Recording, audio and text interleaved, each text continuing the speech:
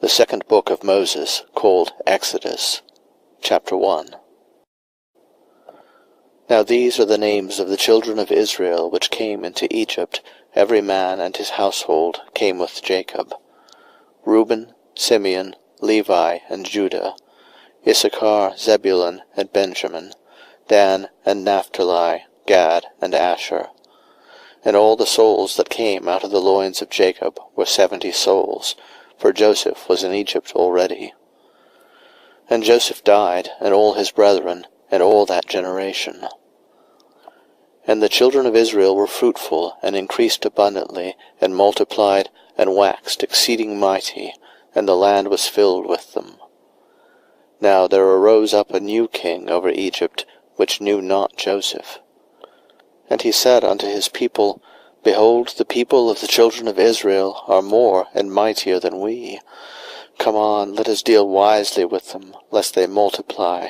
And it come to pass, that when there falleth out any war, they join also unto our enemies, and fight against us, and so get them up out of the land. Therefore they did set over them taskmasters, to afflict them with their burdens. And they built for Pharaoh treasure cities, Pithom and Ramses. But the more they afflicted them, the more they multiplied and grew, and they were grieved because of the children of Israel. And the Egyptians made the children of Israel to serve with rigor, and they made their lives bitter with hard bondage, in mortar and in brick, and in all manner of service in the field.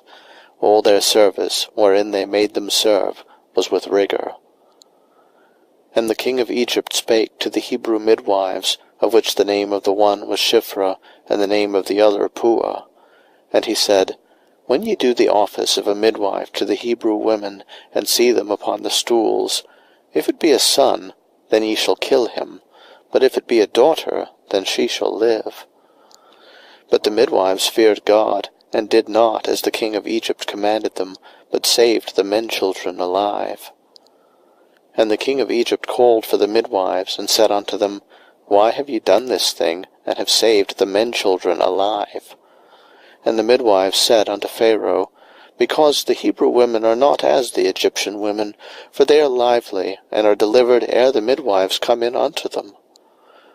Therefore God dealt well with the midwives, and the people multiplied, and waxed very mighty. And it came to pass, because the midwives feared God, that he made them houses. And Pharaoh charged all his people, saying, Every son that is born ye shall cast into the river, and every daughter ye shall save alive. Chapter 2. And there went a man of the house of Levi, and took to wife a daughter of Levi. And the woman conceived, and bare a son. And when she saw him, that he was a goodly child, she hid him 3 months. And when she could not longer hide him, she took for him an ark of bulrushes, and daubed it with slime and with pitch, and put the child therein, and she laid it in the flags by the river's bank. And his sister stood afar off, to wit what would be done to him. And the daughter of Pharaoh came down to wash herself at the river, and her maidens walked along by the river's side. And when she saw the ark among the flags, she sent her maid to fetch it. And when she had opened it, she saw the child, and behold, the babe wept. And she had compassion on him, and said, This is one of the Hebrews' children. Then said his sister to Pharaoh's daughter, Shall I go and call to thee a nurse of the Hebrew women, that she may nurse the child for thee? And Pharaoh's daughter said to her, Go. And the maid went, and called the child's mother. And Pharaoh's daughter said unto her, Take this child away, and nurse it for me, and I will give thee thy wages. And the woman took the child, and nursed it. And the child grew, and she brought him unto Pharaoh's daughter, and he became her son. And she called his name Moses, and she said, Because I drew him out of the water. And it came to pass in those days, when Moses was grown, that he went out unto his brethren, and looked on their burdens. And he spied an Egyptian smiting an Hebrew, one of his brethren. And he looked this way and that way, and when he saw that there was no man, he slew the Egyptian, and hid him in the sand. And when he went out the second day, behold, 2 men of the Hebrews strove together. And he said to him that did the wrong, Wherefore smitest thou thy fellow? And he said, Who made thee a prince and a judge over us? Intendest thou to kill me, as thou killedst the Egyptian? And Moses feared, and said, Surely this thing is known.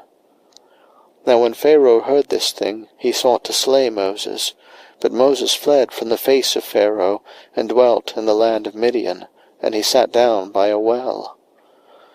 Now the priest of Midian had 7 daughters, and they came and drew water, and filled the troughs to water their father's flock. And the shepherds came and drove them away, but Moses stood up and helped them, and watered their flock. And when they came to rule their father, he said, How is it that ye are come so soon today? And they said, An Egyptian delivered us out of the hand of the shepherds, and also drew water enough for us, and watered the flock. And he said unto his daughters, And where is he? Why is it that ye have left the man? Call him, that he may eat bread. Then Moses was content to dwell with the man, and he gave Moses Zipporah his daughter. And she bare him a son, and he called his name Gershom, for he said, I have been a stranger in a strange land.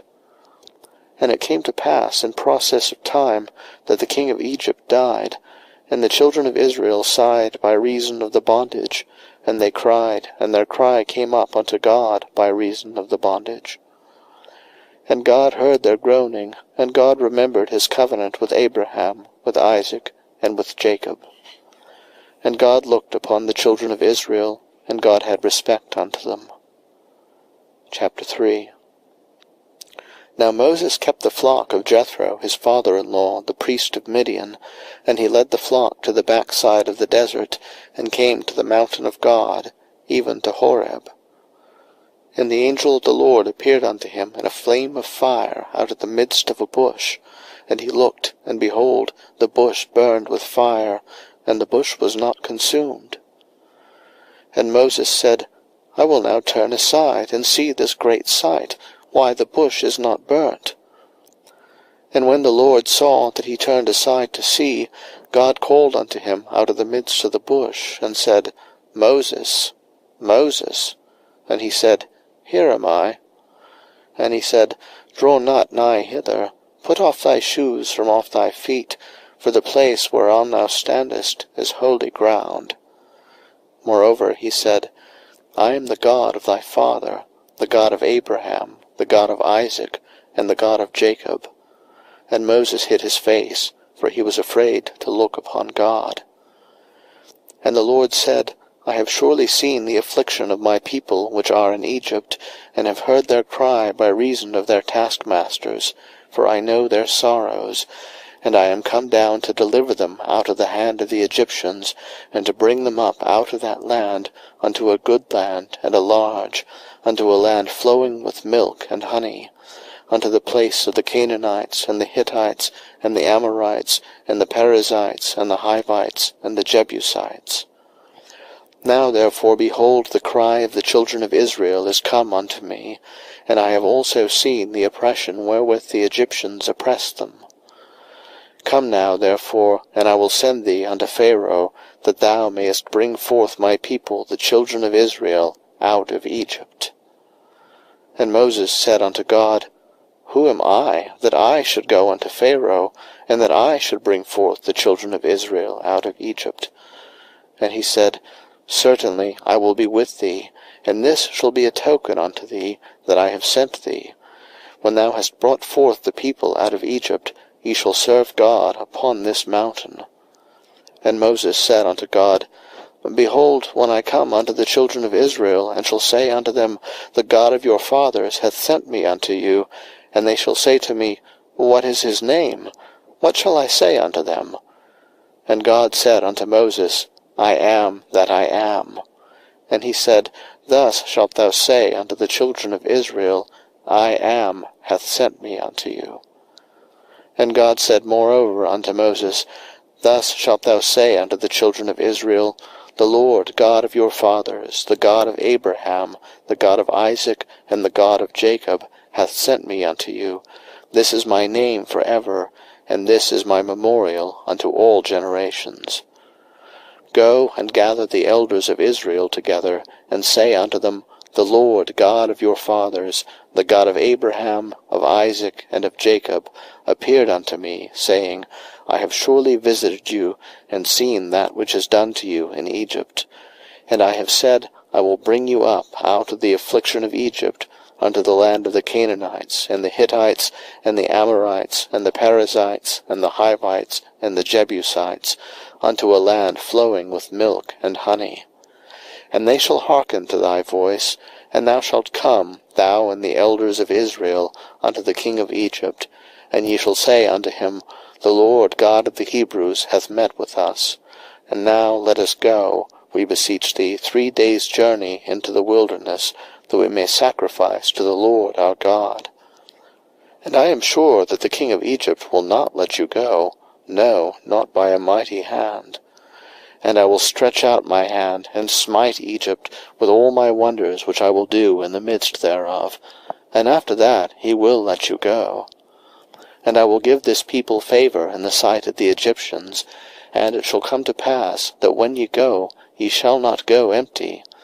But every woman shall borrow of her neighbor, and of her that sojourneth in her house, jewels of silver, and jewels of gold, and raiment, and ye shall put them upon your sons and upon your daughters, and ye shall spoil the Egyptians. Chapter 4. Then Moses answered and said, But behold, they will not believe me, nor hearken unto my voice, for they will say, The Lord hath not appeared unto thee. And the Lord said unto him, What is that in thine hand? And he said, A rod. And he said, Cast it on the ground. And he cast it on the ground, and it became a serpent, and Moses fled from before it.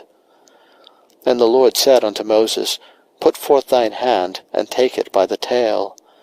And he put forth his hand, and caught it, and it became a rod in his hand, that they may believe that the Lord God of their fathers, the God of Abraham, the God of Isaac, and the God of Jacob, hath appeared unto thee.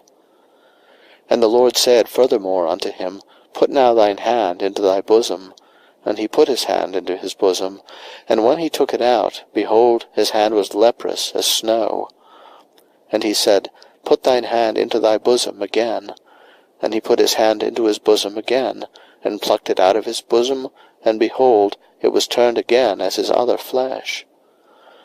And it shall come to pass, if they will not believe thee, neither hearken to the voice of the first sign, that they will believe the voice of the latter sign. And it shall come to pass, if they will not believe also these 2 signs, neither hearken unto thy voice, that thou shalt take of the water of the river, and pour it upon the dry land, and the water which thou takest out of the river shall become blood upon the dry land. And Moses said unto the Lord, O my Lord, I am not eloquent, neither heretofore, nor since thou hast spoken unto thy servant, but I am slow of speech, and of a slow tongue.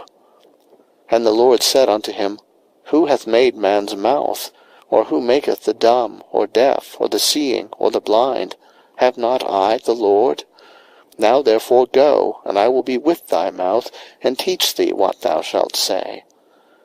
And he said, O my Lord, send, I pray thee, by the hand of him whom thou wilt send.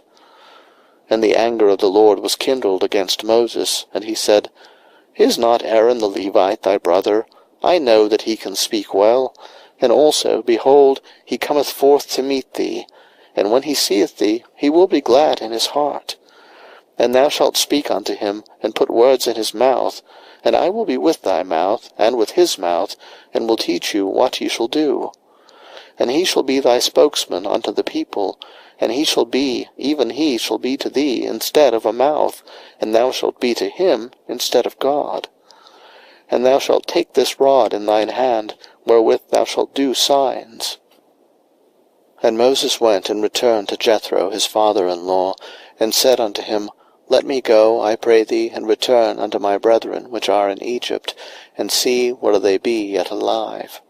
And Jethro said to Moses, Go in peace. And the Lord said unto Moses in Midian, Go, return into Egypt, for all the men are dead which sought thy life. And Moses took his wife and his sons, and set them upon an ass, and he returned to the land of Egypt, and Moses took the rod of God in his hand. And the Lord said unto Moses, When thou goest to return into Egypt, see that thou do all those wonders before Pharaoh, which I have put in thine hand. But I will harden his heart, that he shall not let the people go. And thou shalt say unto Pharaoh, Thus saith the Lord, Israel is my son, even my firstborn. And I say unto thee, Let my son go, that he may serve me. And if thou refuse to let him go, behold, I will slay thy son, even thy firstborn. And it came to pass by the way in the inn, that the Lord met him, and sought to kill him. Then Zipporah took a sharp stone, and cut off the foreskin of her son, and cast it at his feet, and said, Surely a bloody husband art thou to me. So he let him go. Then she said, A bloody husband thou art, because of the circumcision. And the Lord said to Aaron, Go into the wilderness to meet Moses. And he went and met him in the mount of God, and kissed him. And Moses told Aaron all the words of the Lord who had sent him, and all the signs which he had commanded him. And Moses and Aaron went and gathered together all the elders of the children of Israel. And Aaron spake all the words which the Lord had spoken unto Moses, and did the signs in the sight of the people. And the people believed, and when they heard that the Lord had visited the children of Israel, and that he had looked upon their affliction, then they bowed their heads and worshipped. Chapter 5. And afterward Moses and Aaron went in, and told Pharaoh, Thus saith the Lord God of Israel, Let my people go, that they may hold a feast unto me in the wilderness. And Pharaoh said, Who is the Lord, that I should obey his voice to let Israel go? I know not the Lord, neither will I let Israel go. And they said, The God of the Hebrews hath met with us. Let us go, we pray thee, 3 days' journey into the desert, and sacrifice unto the Lord our God, lest he fall upon us with pestilence, or with the sword. And the king of Egypt said unto them, Wherefore do ye, Moses and Aaron, let the people from their works? Get you unto your burdens. And Pharaoh said, Behold, the people of the land now are many, and ye make them rest from their burdens. And Pharaoh commanded the same day the taskmasters of the people and their officers, saying, Ye shall no more give the people straw to make brick, as heretofore. Let them go and gather straw for themselves. And the tale of the bricks, which they did make heretofore, ye shall lay upon them. Ye shall not diminish aught thereof, for they be idle. Therefore they cry, saying, Let us go and sacrifice to our God. Let their more work be laid upon the men, that they may labor therein, and let them not regard vain words. And the taskmasters of the people went out, and their officers, and they spake to the people, saying, Thus saith Pharaoh, I will not give you straw. Go ye, get you straw where you can find it, yet not aught of your work shall be diminished. So the people were scattered abroad throughout all the land of Egypt to gather stubble instead of straw. And the taskmasters hasted them, saying, Fulfill your works, your daily tasks, as when there was straw. And the officers of the children of Israel, which Pharaoh's taskmasters had set over them, were beaten, and demanded, Wherefore have ye not fulfilled your task in making brick, both yesterday and today, as heretofore? Then the officers of the children of Israel came and cried unto Pharaoh, saying, Wherefore dealest thou thus with thy servants? There is no straw given unto thy servants, and they say to us, Make brick. And behold, thy servants are beaten, but the fault is in thine own people. But he said, Ye are idle, ye are idle. Therefore ye say, Let us go and do sacrifice to the Lord.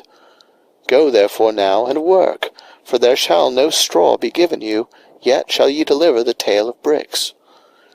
And the officers of the children of Israel did see that they were in evil case, after it was said, Ye shall not minish aught from your bricks of your daily task. And they met Moses and Aaron, who stood in the way, as they came forth from Pharaoh. And they said unto them, the Lord look upon you, and judge, because ye have made our savour to be abhorred in the eyes of Pharaoh, and in the eyes of his servants, to put a sword in their hand to slay us. And Moses returned unto the Lord, and said, Lord, wherefore hast thou so evil entreated this people? Why is it that thou hast sent me? For since I came to Pharaoh to speak in thy name, he hath done evil to this people, neither hast thou delivered thy people at all. Chapter 6. Then the Lord said unto Moses, Now shalt thou see what I will do to Pharaoh.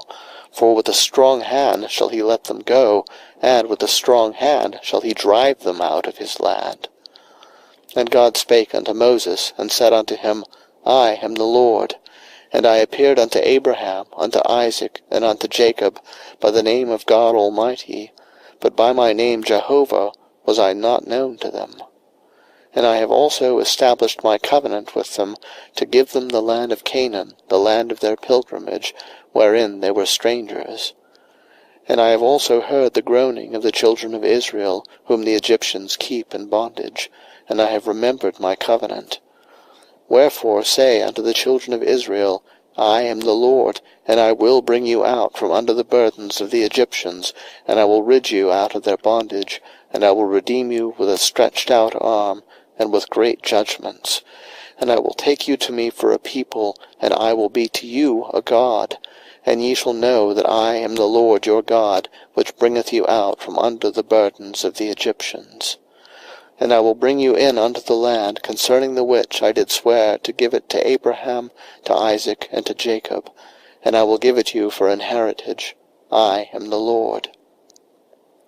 And Moses spake so unto the children of Israel, but they hearkened not unto Moses for anguish of spirit, and for cruel bondage. And the Lord spake unto Moses, saying, Go in, speak unto Pharaoh, king of Egypt, that he let the children of Israel go out of his land. And Moses spake before the Lord, saying, Behold, the children of Israel have not hearkened unto me. How then shall Pharaoh hear me, who am of uncircumcised lips? And the Lord spake unto Moses and unto Aaron, and gave them a charge unto the children of Israel, and unto Pharaoh king of Egypt, to bring the children of Israel out of the land of Egypt. These be the heads of their fathers' houses. The sons of Reuben, the firstborn of Israel, Hanok, and Palu, Hezron, and Carmi. These be the families of Reuben. And the sons of Simeon, Jemuel, and Jamin, and Ohad, and Jachin, and Zohar, and Shaul, the son of a Canaanitish woman. These are the families of Simeon. And these are the names of the sons of Levi, according to their generations, Gershon, and Kohath, and Merari. And the years of the life of Levi were 137 years. The sons of Gershon, Libni, and Shimei, according to their families. And the sons of Kohath, Amram, and Izhar, and Hebron, and Uzziel. And the years of the life of Kohath were 133 years. And the sons of Merari, Mahali, and Mushai. These are the families of Levi, according to their generations. And Amram took Jochebed, his father's sister, to wife, and she bare him Aaron and Moses, and the years of the life of Amram were 137 years. And the sons of Izhar, Korah, and Nepheg, and Zichri. And the sons of Uzziel, Mishael, and Elzaphan, and Zithri. And Aaron took him Elisheba, daughter of Aminadab, sister of Naashon, to wife. And she bare him Nadab, and Abihu, Eleazar, and Ithamar. And the sons of Korah, Asher, and Elkanah, and Abiasaph. These are the families of the Korhites. And Eleazar, Aaron's son, took him one of the daughters of Putiel to wife, and she bare him Phinehas. These are the heads of the fathers of the Levites, according to their families. These are that Aaron and Moses, to whom the Lord said, Bring out the children of Israel from the land of Egypt, according to their armies. These are they which spake to Pharaoh king of Egypt, to bring out the children of Israel from Egypt. These are that Moses and Aaron. And it came to pass on the day when the Lord spake unto Moses in the land of Egypt, that the Lord spake unto Moses, saying, I am the Lord, speak thou unto Pharaoh king of Egypt all that I say unto thee.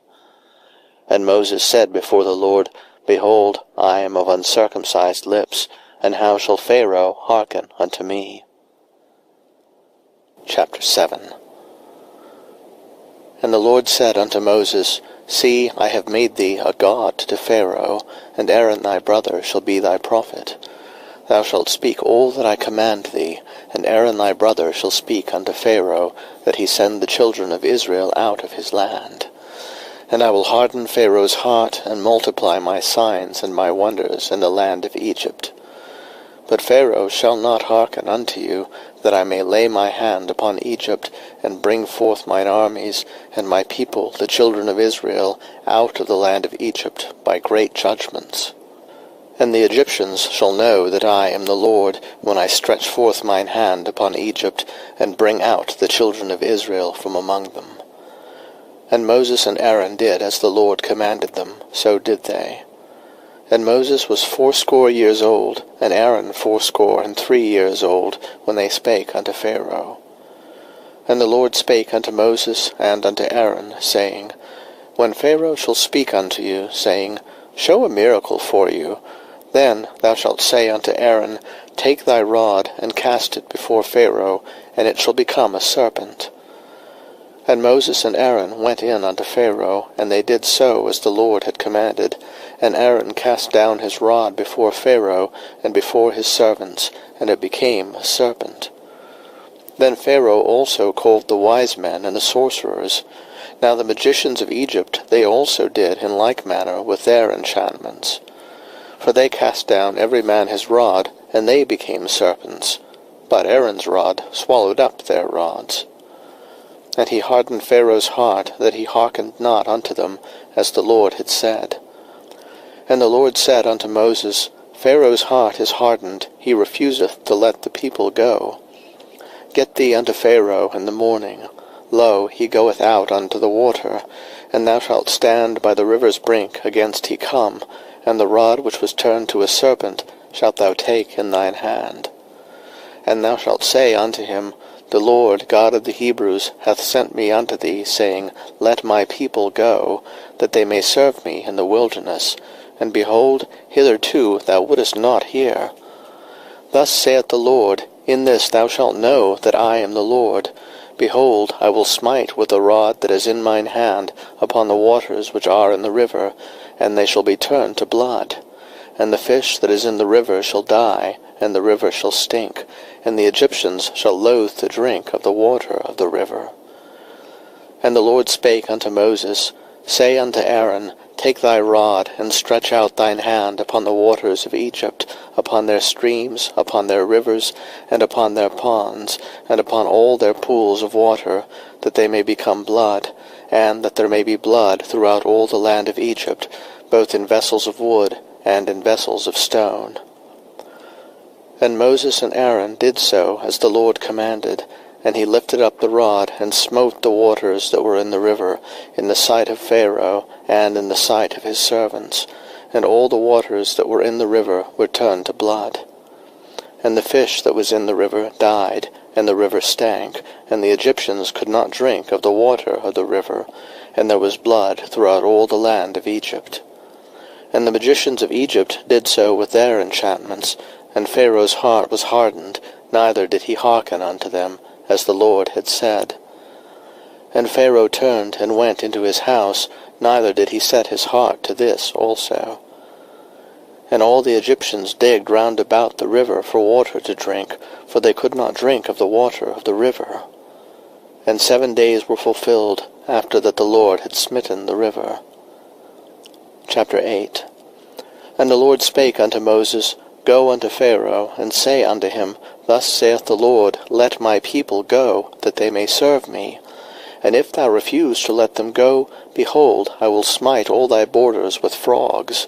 And the river shall bring forth frogs abundantly, which shall go up and come into thine house, and into thy bedchamber, and upon thy bed, and into the house of thy servants, and upon thy people, and into thine ovens, and into thy kneading troughs. And the frogs shall come up both on thee, and upon thy people, and upon all thy servants. And the Lord spake unto Moses, Say unto Aaron, Stretch forth thine hand with thy rod over the streams, over the rivers, and over the ponds, and cause frogs to come up upon the land of Egypt. And Aaron stretched out his hand over the waters of Egypt, and the frogs came up, and covered the land of Egypt. And the magicians did so with their enchantments, and brought up frogs upon the land of Egypt. Then Pharaoh called for Moses and Aaron, and said, Entreat the Lord that he may take away the frogs from me, and from my people, and I will let the people go, that they may do sacrifice unto the Lord. And Moses said unto Pharaoh, Glory over me, when shall I entreat for thee, and for thy servants, and for thy people, to destroy the frogs from thee and thy houses, that they may remain in the river only?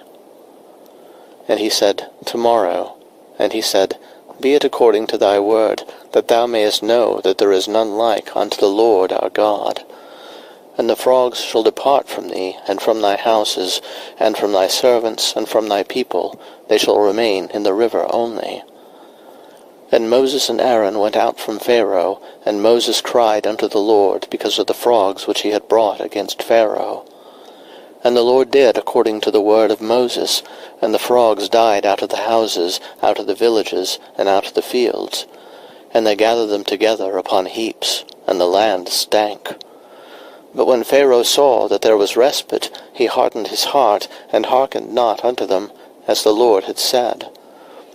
And the Lord said unto Moses, Say unto Aaron, Stretch out thy rod, and smite the dust of the land, that it may become lice throughout all the land of Egypt.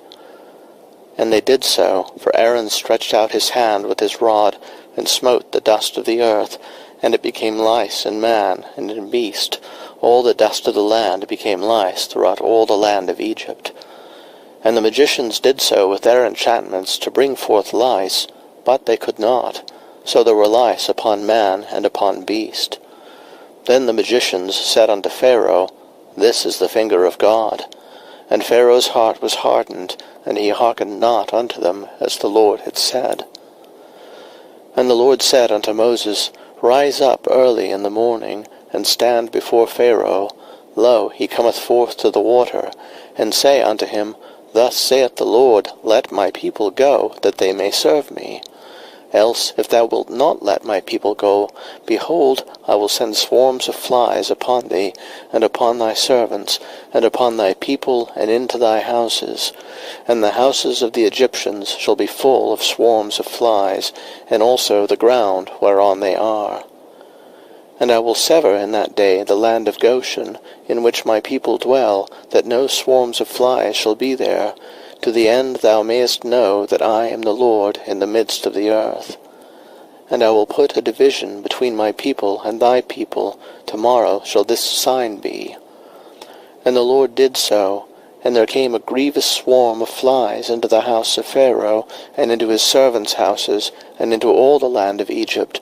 The land was corrupted by reason of the swarm of flies. And Pharaoh called for Moses and for Aaron, and said, Go ye, sacrifice to your God in the land. And Moses said, It is not meet so to do, for we shall sacrifice the abomination of the Egyptians to the Lord our God. Lo, shall we sacrifice the abomination of the Egyptians before their eyes, and will they not stone us? We will go 3 days' journey into the wilderness, and sacrifice to the Lord our God, as he shall command us. And Pharaoh said, I will let you go, that ye may sacrifice to the Lord your God in the wilderness. Only ye shall not go very far away. Entreat for me. And Moses said, Behold, I go out from thee, and I will entreat the Lord that the swarms of flies may depart from Pharaoh, from his servants, and from his people tomorrow. But let not Pharaoh deal deceitfully any more in not letting the people go to sacrifice to the Lord. And Moses went out from Pharaoh, and entreated the Lord. And the Lord did according to the word of Moses, and he removed the swarms of flies from Pharaoh, from his servants, and from his people. There remained not one. And Pharaoh hardened his heart at this time also, neither would he let the people go. Chapter 9. Then the Lord said unto Moses, Go in unto Pharaoh, and tell him, Thus saith the Lord God of the Hebrews, Let my people go, that they may serve me. For if thou refuse to let them go, and wilt hold them still, behold, the hand of the Lord is upon thy cattle which is in the field, upon the horses, upon the asses, upon the camels, upon the oxen, and upon the sheep. There shall be a very grievous murrain. And the Lord shall sever between the cattle of Israel and the cattle of Egypt, and there shall nothing die of all that is the children's of Israel. And the Lord appointed a set time, saying, Tomorrow the Lord shall do this thing in the land. And the Lord did that thing on the morrow, and all the cattle of Egypt died, but of the cattle of the children of Israel died not one. And Pharaoh sent, and behold, there was not one of the cattle of the Israelites dead. And the heart of Pharaoh was hardened, and he did not let the people go. And the Lord said unto Moses and unto Aaron, Take to you handfuls of ashes of the furnace, and let Moses sprinkle it toward the heaven in the sight of Pharaoh. And it shall become small dust in all the land of Egypt, and shall be a boil breaking forth with blains upon man and upon beast, throughout all the land of Egypt. And they took ashes of the furnace, and stood before Pharaoh, and Moses sprinkled it up toward heaven, and it became a boil breaking forth with blains upon man and upon beast. And the magicians could not stand before Moses because of the boils, for the boil was upon the magicians and upon all the Egyptians. And the Lord hardened the heart of Pharaoh, and he hearkened not unto them, as the Lord had spoken unto Moses. And the Lord said unto Moses, Rise up early in the morning, and stand before Pharaoh, and say unto him, Thus saith the Lord God of the Hebrews, Let my people go, that they may serve me. For I will at this time send all my plagues upon thine heart, and upon thy servants, and upon thy people, that thou mayest know that there is none like me in all the earth. For now I will stretch out my hand, that I may smite thee and thy people with pestilence, and thou shalt be cut off from the earth. And in very deed for this cause have I raised thee up, for to show in thee my power, and that my name may be declared throughout all the earth. As yet exaltest thou thyself against my people, that thou wilt not let them go? Behold, tomorrow about this time I will cause it to rain a very grievous hail, such as hath not been in Egypt since the foundation thereof even until now. Send therefore now, and gather thy cattle, and all that thou hast in the field, for upon every man and beast which shall be found in the field, and shall not be brought home, the hail shall come down upon them, and they shall die. He that feared the word of the Lord among the servants of Pharaoh made his servants and his cattle flee into the houses. And he that regarded not the word of the Lord left his servants and his cattle in the field. And the Lord said unto Moses, Stretch forth thine hand toward heaven, that there may be hail in all the land of Egypt, upon man, and upon beast, and upon every herb of the field, throughout the land of Egypt. And Moses stretched forth his rod toward heaven, and the Lord sent thunder and hail, and the fire ran along upon the ground, and the Lord rained hail upon the land of Egypt. So there was hail and fire mingled with the hail, very grievous, such as there was none like it in all the land of Egypt, since it became a nation. And the hail smote throughout all the land of Egypt all that was in the field, both man and beast. And the hail smote every herb of the field, and brake every tree of the field. Only in the land of Goshen, where the children of Israel were, was there no hail. And Pharaoh sent and called for Moses and Aaron, and said unto them, I have sinned this time. The Lord is righteous, and I and my people are wicked. Entreat the Lord, for it is enough, that there be no more mighty thunderings and hail, and I will let you go, and ye shall stay no longer. And Moses said unto him, As soon as I am gone out of the city, I will spread abroad my hands unto the Lord, and the thunder shall cease, neither shall there be any more hail, that thou mayest know how that the earth is the Lord's. But as for thee and thy servants, I know that ye will not yet fear the Lord God. And the flax and the barley was smitten, for the barley was in the ear, and the flax was bald. But the wheat and the rye were not smitten, for they were not grown up. And Moses went out of the city from Pharaoh, and spread abroad his hands unto the Lord, and the thunders and hail ceased, and the rain was not poured upon the earth. And when Pharaoh saw that the rain and the hail and the thunders were ceased, he sinned yet more, and hardened his heart, he and his servants. And the heart of Pharaoh was hardened, neither would he let the children of Israel go, as the Lord had spoken by Moses. Chapter 10. And the Lord said unto Moses, Go in unto Pharaoh, for I have hardened his heart, and the heart of his servants, that I might show these my signs before him, and that thou mayest tell in the ears of thy son, and of thy son's son, what things I have wrought in Egypt, and my signs which I have done among them, that ye may know how that I am the Lord. And Moses and Aaron came in unto Pharaoh, and said unto him, Thus saith the Lord God of the Hebrews, How long wilt thou refuse to humble thyself before me? Let my people go, that they may serve me. Else, if thou refuse to let my people go, behold, tomorrow will I bring the locusts into thy coast, and they shall cover the face of the earth, that one cannot be able to see the earth, and they shall eat the residue of that which is escaped, which remaineth unto you from the hail, and shall eat every tree which groweth for you out of the field.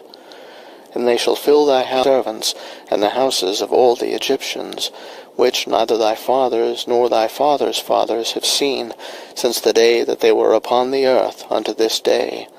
And he turned himself, and went out from Pharaoh. And Pharaoh's servants said unto him, How long shall this man be a snare unto us? Let the men go, that they may serve the Lord their God. Knowest thou not yet that Egypt is destroyed? And Moses and Aaron were brought again unto Pharaoh, and he said unto them, Go, serve the Lord your God. But who are they that shall go? And Moses said, We will go with our young and with our old, with our sons and with our daughters, with our flocks and with our herds will we go, for we must hold a feast unto the Lord. And he said unto them, Let the Lord be so with you, as I will let you go, and your little ones. Look to it, for evil is before you. Not so. Go now, ye that are men, and serve the Lord, for that ye did desire. And they were driven out from Pharaoh's presence. And the Lord said unto Moses, Stretch out thine hand over the land of Egypt for the locusts, that they may come up upon the land of Egypt, and eat every herb of the land, even all that the hail hath left. And Moses stretched forth his rod over the land of Egypt, and the Lord brought an east wind upon the land all that day, and all that night. And when it was morning, the east wind brought the locusts. And the locusts went up over all the land of Egypt, and rested on all the coasts of Egypt. Very grievous were they. Before them there were no such locusts as they, neither after them shall be such. For they covered the face of the whole earth, so that the land was darkened. And they did eat every herb of the land, and all the fruit of the trees which the hail had left, and there remained not any green thing in the trees, or in the herbs of the field, through all the land of Egypt. Then Pharaoh called for Moses and Aaron in haste, and he said, I have sinned against the Lord your God, and against you. Now therefore forgive, I pray thee, my sin only this once, and entreat the Lord your God, that he may take away from me this death only. And he went out from Pharaoh, and entreated the Lord. And the Lord turned a mighty strong west wind, which took away the locusts, and cast them into the Red Sea. There remained not one locust in all the coasts of Egypt. But the Lord hardened Pharaoh's heart, so that he would not let the children of Israel go. And the Lord said unto Moses, Stretch out thine hand toward heaven, that there may be darkness over the land of Egypt, even darkness which may be felt. And Moses stretched forth his hand toward heaven, and there was a thick darkness in all the land of Egypt 3 days. they saw not one another, neither rose any from his place for 3 days, but all the children of Israel had light in their dwellings. And Pharaoh called unto Moses, and said, Go ye, serve the Lord, only let your flocks and your herds be stayed, let your little ones also go with you. And Moses said, Thou must give us also sacrifices and burnt offerings, that we may sacrifice unto the Lord our God. Our cattle also shall go with us, there shall not an hoof be left behind, for thereof must we take to serve the Lord our God, and we know not with what we must serve the Lord until we come thither. But the Lord hardened Pharaoh's heart, and he would not let them go. And Pharaoh said unto him, Get thee from me, take heed to thyself, see my face no more, for in that day thou seest my face, thou shalt die. And Moses said, Thou hast spoken well, I will see thy face again no more. Chapter 11. And the Lord said unto Moses, Yet will I bring 1 plague more upon Pharaoh, and upon Egypt. Afterwards he will let you go hence. When he shall let you go, he shall surely thrust you out hence altogether. Speak now in the ears of the people, and let every man borrow of his neighbor, and every woman of her neighbor, jewels of silver and jewels of gold. And the Lord gave the people favor in the sight of the Egyptians. Moreover, the man Moses was very great in the land of Egypt, in the sight of Pharaoh's servants, and in the sight of the people. And Moses said, Thus saith the Lord, About midnight will I go out into the midst of Egypt, and all the firstborn in the land of Egypt shall die, from the firstborn of Pharaoh that sitteth upon his throne, even unto the firstborn of the maidservant that is behind the mill, and all the firstborn of beasts. And there shall be a great cry throughout all the land of Egypt, such as there was none like it, nor shall be like it any more. But against any of the children of Israel shall not a dog move his tongue against man or beast, that ye may know how that the Lord doth put a difference between the Egyptians and Israel. And all these thy servants shall come down unto me, and bow down themselves unto me, saying, Get thee out, and all the people that follow thee, and after that I will go out. And he went out from Pharaoh in a great anger. And the Lord said unto Moses, Pharaoh shall not hearken unto you, that my wonders may be multiplied in the land of Egypt. And Moses and Aaron did all these wonders before Pharaoh, and the Lord hardened Pharaoh's heart, so that he would not let the children of Israel go out of his hand. Chapter 12. And the Lord spake unto Moses and Aaron in the land of Egypt, saying, This month shall be unto you the beginning of months, it shall be the 1st month of the year to you. Speak ye unto all the congregation of Israel, saying, In the 10th day of this month they shall take to them every man a lamb, according to the house of their fathers, a lamb for an house. And if the household be too little for the lamb, let him and his neighbor next unto his house take it according to the number of the souls. Every man according to his eating shall make your account for the lamb. Your lamb shall be without blemish, a male of the 1st year. Ye shall take it out from the sheep, or from the goats, and ye shall keep it up until the 14th day of the same month, and the whole assembly of the congregation of Israel shall kill it in the evening. And they shall take of the blood, and strike it on the 2 side posts, and on the upper doorpost of the houses, wherein they shall eat it. And they shall eat the flesh in that night, roast with fire, and unleavened bread, and with bitter herbs they shall eat it. Eat not of it raw, nor sodden at all with water, but roast with fire, his head with his legs, and with the purtenance thereof. And ye shall let nothing of it remain until the morning, and that which remaineth of it until the morning ye shall burn with fire. And thus shall ye eat it, with your loins girded, your shoes on your feet, and your staff in your hand, and ye shall eat it in haste. It is the Lord's Passover. For I will pass through the land of Egypt this night, and will smite all the firstborn in the land of Egypt, both man and beast. And against all the gods of Egypt I will execute judgment. I am the Lord. And the blood shall be to you for a token upon the houses where ye are. And when I see the blood, I will pass over you, and the plague shall not be upon you to destroy you, when I smite the land of Egypt.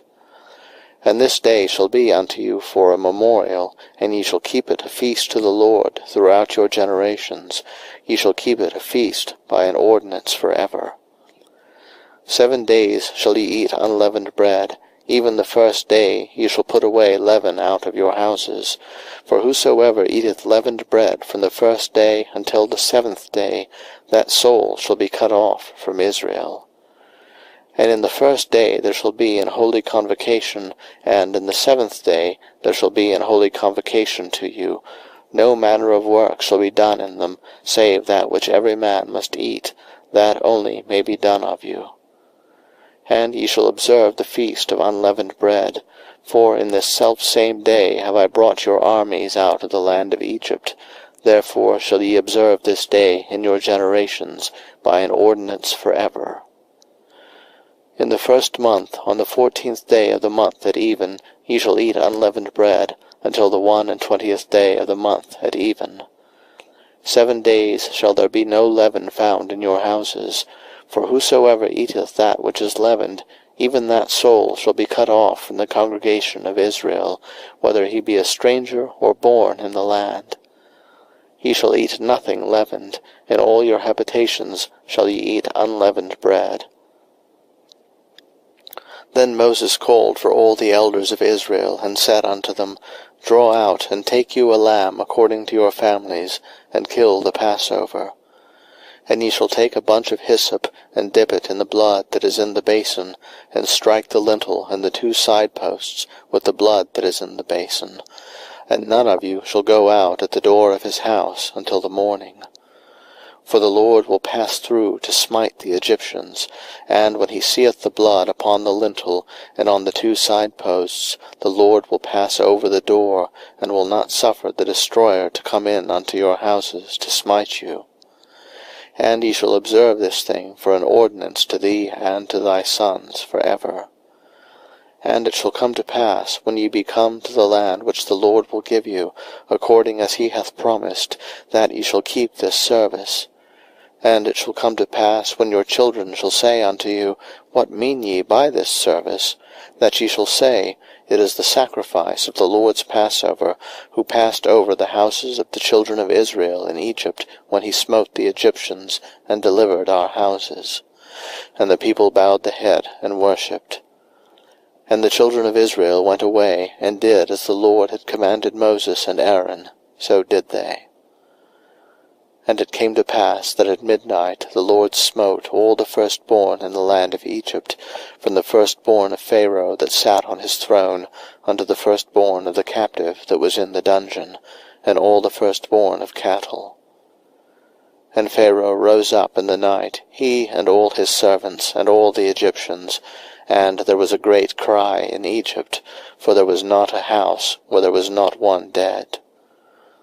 And he called for Moses and Aaron by night, and said, Rise up, and get you forth from among my people, both ye and the children of Israel, and go, serve the Lord, as ye have said. Also take your flocks and your herds, as ye have said, and be gone, and bless me also. And the Egyptians were urgent upon the people, that they might send them out of the land in haste, for they said, We be all dead men. And the people took their dough before it was leavened, their kneading troughs being bound up in their clothes upon their shoulders. And the children of Israel did according to the word of Moses, and they borrowed of the Egyptians jewels of silver, and jewels of gold, and raiment. And the Lord gave the people favor in the sight of the Egyptians, so that they lent unto them such things as they required, and they spoiled the Egyptians. And the children of Israel journeyed from Ramesses to Succoth, about 600,000 on foot that were men, beside children. And a mixed multitude went up also with them, and flocks and herds, even very much cattle. And they baked unleavened cakes of the dough which they brought forth out of Egypt, for it was not leavened, because they were thrust out of Egypt, and could not tarry, neither had they prepared for themselves any victual. Now the sojourning of the children of Israel who dwelt in Egypt was 430 years. And it came to pass at the end of the 430 years, even the selfsame day, it came to pass that all the hosts of the Lord went out from the land of Egypt. It is a night to be much observed unto the Lord for bringing them out from the land of Egypt. This is that night of the Lord to be observed of all the children of Israel in their generations.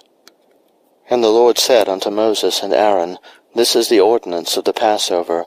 There shall no stranger eat thereof, but every man's servant that is bought for money, when thou hast circumcised him, then shall he eat thereof.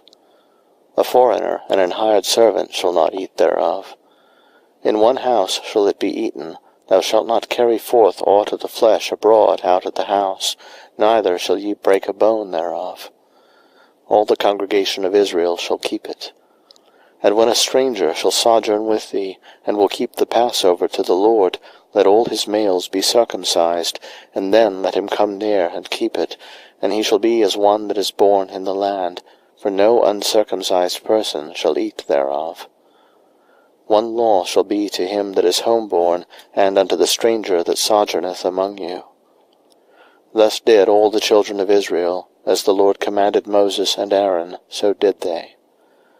And it came to pass the selfsame day that the Lord did bring the children of Israel out of the land of Egypt by their armies. Chapter 13.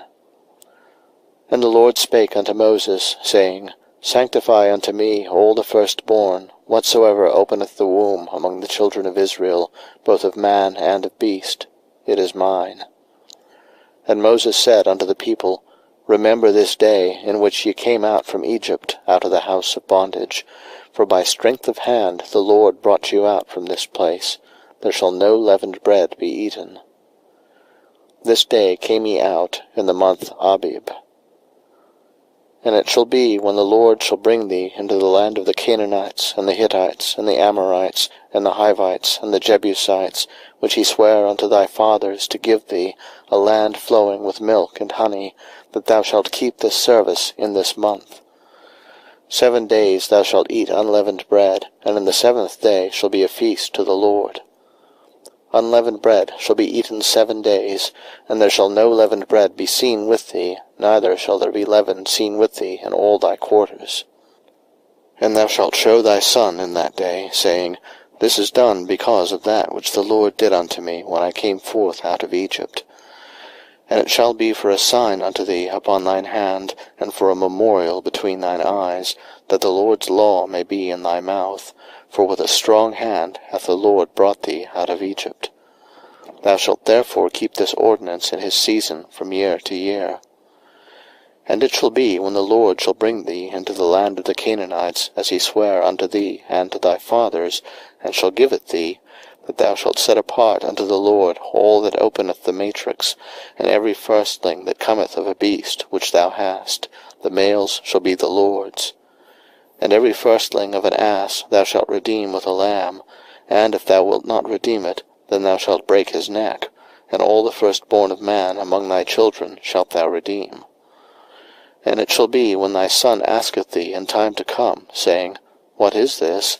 That thou shalt say unto him, By strength of hand the Lord brought us out of Egypt from the house of bondage. And it came to pass, when Pharaoh would hardly let us go, that the Lord slew all the firstborn in the land of Egypt, both the firstborn of man and the firstborn of beast. Therefore I sacrifice to the Lord all that openeth the matrix, being males, but all the firstborn of my children I redeem. And it shall be for a token upon thine hand, and for frontlets between thine eyes, for by strength of hand the Lord brought us forth out of Egypt. And it came to pass, when Pharaoh had let the people go, that God led them not through the way of the land of the Philistines, although that was near. For God said, Lest peradventure the people repent when they see war, and they return to Egypt. But God led the people about through the way of the wilderness of the Red Sea, and the children of Israel went up harnessed out of the land of Egypt. And Moses took the bones of Joseph with him, for he had straitly sworn the children of Israel, saying, God will surely visit you, and ye shall carry up my bones away hence with you. And they took their journey from Succoth, and encamped in Etham in the edge of the wilderness. And the Lord went before them by day in a pillar of a cloud to lead them the way, and by night in a pillar of fire to give them light, to go by day and night. He took not away the pillar of the cloud by day, nor the pillar of fire by night, from before the people. Chapter 14. And the Lord spake unto Moses, saying, Speak unto the children of Israel, that they turn and encamp before Pihahiroth, between Migdol and the sea, over against Baal-zephon. Before it shall ye encamp by the sea. For Pharaoh will say of the children of Israel, They are entangled in the land, the wilderness hath shut them in. And I will harden Pharaoh's heart, that he shall follow after them, and I will be honored upon Pharaoh, and upon all his host, that the Egyptians may know that I am the Lord. And they did so. And it was told the king of Egypt that the people fled, and the heart of Pharaoh and of his servants was turned against the people, and they said, Why have we done this, that we have let Israel go from serving us? And he made ready his chariot, and took his people with him. And he took 600 chosen chariots, and all the chariots of Egypt, and captains over every one of them. And the Lord hardened the heart of Pharaoh king of Egypt, and he pursued after the children of Israel. And the children of Israel went out with an high hand. But the Egyptians pursued after them all the horses and chariots of Pharaoh, and his horsemen and his army, and overtook them encamping by the sea, beside Pihahiroth, before Baal-zephon. And when Pharaoh drew nigh, the children of Israel lifted up their eyes, and behold, the Egyptians marched after them, and they were sore afraid. And the children of Israel cried out unto the Lord. And they said unto Moses, Because there were no graves in Egypt, hast thou taken us away to die in the wilderness? Wherefore hast thou dealt thus with us, to carry us forth out of Egypt? Is not this the word that we did tell thee in Egypt, saying, Let us alone, that we may serve the Egyptians? For it had been better for us to serve the Egyptians, than that we should die in the wilderness. And Moses said unto the people, Fear ye not, stand still, and see the salvation of the Lord, which he will show to you today. For the Egyptians whom ye have seen today, ye shall see them again no more forever. The Lord shall fight for you, and ye shall hold your peace. And the Lord said unto Moses, Wherefore criest thou unto me? Speak unto the children of Israel, that they go forward. But lift thou up thy rod, and stretch out thine hand over the sea, and divide it, and the children of Israel shall go on dry ground through the midst of the sea.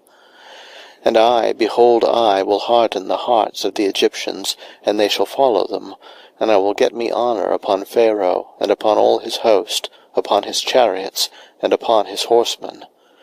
And the Egyptians shall know that I am the Lord, when I have gotten me honor upon Pharaoh, upon his chariots, and upon his horsemen. And the angel of God, which went before the camp of Israel, removed and went behind them, and the pillar of the cloud went from before their face, and stood behind them. And it came between the camp of the Egyptians and the camp of Israel, and it was a cloud and darkness to them, but it gave light by night to these, so that the one came not near the other all the night. And Moses stretched out his hand over the sea, and the Lord caused the sea to go back by a strong east wind all that night, and made the sea dry land, and the waters were divided. And the children of Israel went into the midst of the sea upon the dry ground, and the waters were a wall unto them on their right hand and on their left. And the Egyptians pursued, and went in after them to the midst of the sea, even all Pharaoh's horses, his chariots, and his horsemen. And it came to pass that in the morning watch the Lord looked unto the host of the Egyptians through the pillar of fire and of the cloud, and troubled the host of the Egyptians, and took off their chariot wheels, that they drave them heavily, so that the Egyptians said, Let us flee from the face of Israel, for the Lord fighteth for them against the Egyptians. And the Lord said unto Moses, Stretch out thine hand over the sea, that the waters may come again upon the Egyptians, and upon their chariots, and upon their horsemen. And Moses stretched forth his hand over the sea, and the sea returned to his strength when the morning appeared, and the Egyptians fled against it, and the Lord overthrew the Egyptians in the midst of the sea. And the waters returned, and covered the chariots, and the horsemen, and all the host of Pharaoh that came into the sea after them. There remained not so much as one of them. But the children of Israel walked upon dry land in the midst of the sea, and the waters were a wall unto them on their right hand and on their left. Thus the Lord saved Israel that day out of the hand of the Egyptians, and Israel saw the Egyptians dead upon the seashore. And Israel saw that great work which the Lord did upon the Egyptians, and the people feared the Lord, and believed the Lord and his servant Moses. Chapter 15. Then sang Moses and the children of Israel this song unto the Lord, and spake, saying, I will sing unto the Lord, for he hath triumphed gloriously. The horse and his rider hath he thrown into the sea. The Lord is my strength and song, and he is become my salvation. He is my God, and I will prepare him an habitation, my father's God, and I will exalt him. The Lord is a man of war, the Lord is his name. Pharaoh's chariots and his host hath he cast into the sea. His chosen captains also are drowned in the Red Sea. The depths have covered them, they sank into the bottom as a stone. Thy right hand, O Lord, is become glorious in power. Thy right hand, O Lord, hath dashed in pieces the enemy. And in the greatness of thine excellency thou hast overthrown them that rose up against thee. Thou sentest forth thy wrath, which consumed them as stubble. And with the blast of thy nostrils the waters were gathered together, the flood stood upright as an heap, and the depths were congealed in the heart of the sea. The enemy said, I will pursue, I will overtake, I will divide the spoil. My lust shall be satisfied upon them. I will draw my sword, my hand shall destroy them. Thou didst blow with thy wind, the sea covered them. They sank as lead in the mighty waters. Who is like unto thee, O Lord, among the gods? Who is like thee, glorious in holiness, fearful in praises, doing wonders? Thou stretchedst out thy right hand, the earth swallowed them. Thou in thy mercy hast led forth the people which thou hast redeemed. Thou hast guided them in thy strength unto thy holy habitation. The people shall hear and be afraid. Sorrow shall take hold on the inhabitants of Palestina. Then the dukes of Edom shall be amazed. The mighty men of Moab, trembling, shall take hold upon them. All the inhabitants of Canaan shall melt away. Fear and dread shall fall upon them. By the greatness of thine arm they shall be as still as a stone, till thy people pass over, O Lord, till the people pass over which thou hast purchased. Thou shalt bring them in, and plant them in the mountain of thine inheritance, in the place, O Lord, which thou hast made for thee to dwell in the sanctuary, O Lord, which thy hands have established. The Lord shall reign for ever and ever. For the horse of Pharaoh went in with his chariots and with his horsemen into the sea, and the Lord brought again the waters of the sea upon them. But the children of Israel went on dry land in the midst of the sea. And Miriam the prophetess, the sister of Aaron, took a timbrel in her hand, and all the women went out after her with timbrels and with dances. And Miriam answered them, Sing ye to the Lord, for he hath triumphed gloriously.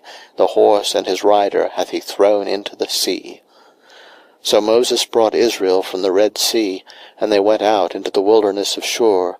And they went 3 days in the wilderness, and found no water. And when they came to Marah, they could not drink of the waters of Marah, for they were bitter. Therefore the name of it was called Marah. And the people murmured against Moses, saying, What shall we drink? And he cried unto the Lord, and the Lord showed him a tree, which, when he had cast into the waters were made sweet. There he made for them a statute and an ordinance, and there he proved them, and said, If thou wilt diligently hearken to the voice of the Lord thy God, and wilt do that which is right in his sight, and wilt give ear to his commandments, and keep all his statutes, I will put none of these diseases upon thee, which I have brought upon the Egyptians, for I am the Lord that healeth thee. And they came to Elim, where were 12 wells of water, and 70 palm trees, and they encamped there by the waters. Chapter 16. And they took their journey from Elim, and all the congregation of the children of Israel came unto the wilderness of Sin, which is between Elim and Sinai, on the 15th day of the 2nd month after their departing out of the land of Egypt. And the whole congregation of the children of Israel murmured against Moses and Aaron in the wilderness. And the children of Israel said unto them, Would to God we had died by the hand of the Lord in the land of Egypt, when we sat by the flesh pots, and when we did eat bread to the full. For ye have brought us forth into this wilderness to kill this whole assembly with hunger. Then said the Lord unto Moses, Behold, I will rain bread from heaven for you, and the people shall go out and gather a certain rate every day, that I may prove them whether they will walk in my law or no. And it shall come to pass that on the 6th day they shall prepare that which they bring in, and it shall be twice as much as they gather daily. And Moses and Aaron said unto all the children of Israel, At even then ye shall know that the Lord hath brought you out from the land of Egypt. And in the morning then ye shall see the glory of the Lord, for that he heareth your murmurings against the Lord. And what are we, that ye murmur against us? And Moses said, This shall be when the Lord shall give you in the evening flesh to eat, and in the morning bread to the full. For that the Lord heareth your murmurings which ye murmur against him. And what are we? Your murmurings are not against us, but against the Lord. And Moses spake unto Aaron, Say unto all the congregation of the children of Israel, Come near before the Lord, for he hath heard your murmurings. And it came to pass, as Aaron spake unto the whole congregation of the children of Israel, that they looked toward the wilderness, and behold, the glory of the Lord appeared in the cloud. And the Lord spake unto Moses, saying, I have heard the murmurings of the children of Israel. Speak unto them, saying, At even ye shall eat flesh, and in the morning ye shall be filled with bread, and ye shall know that I am the Lord your God. And it came to pass that at even the quails came up, and covered the camp, and in the morning the dew lay round about the host. And when the dew that lay was gone up, behold, upon the face of the wilderness there lay a small round thing, as small as the hoarfrost on the ground. And when the children of Israel saw it, they said one to another, It is manna, for they wist not what it was. And Moses said unto them, This is the bread which the Lord hath given you to eat. This is the thing which the Lord hath commanded. Gather of it every man according to his eating, an omer for every man, according to the number of your persons. Take ye every man for them which are in his tents. And the children of Israel did so, and gathered, some more, some less. And when they did meet it with an omer, he that gathered much had nothing over, and he that gathered little had no lack. They gathered every man according to his eating. And Moses said, Let no man leave of it till the morning. Notwithstanding they hearkened not unto Moses, but some of them left of it until the morning, and it bred worms, and stank, and Moses was wroth with them. And they gathered it every morning, every man according to his eating, and when the sun waxed hot, it melted. And it came to pass that on the 6th day they gathered twice as much bread, 2 omers for one man. And all the rulers of the congregation came and told Moses. And he said unto them, This is that which the Lord hath said, Tomorrow is the rest of the holy Sabbath unto the Lord. Bake that which ye will bake today, and seethe that which ye will seethe, and that which remaineth over lay up for you to be kept until the morning. And they laid it up till the morning, as Moses bade, and it did not stink, neither was there any worm therein. And Moses said, Eat that today, for today is a Sabbath unto the Lord. Today ye shall not find it in the field.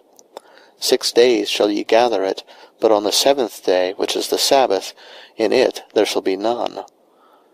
And it came to pass that there went out some of the people on the 7th day for to gather, and they found none.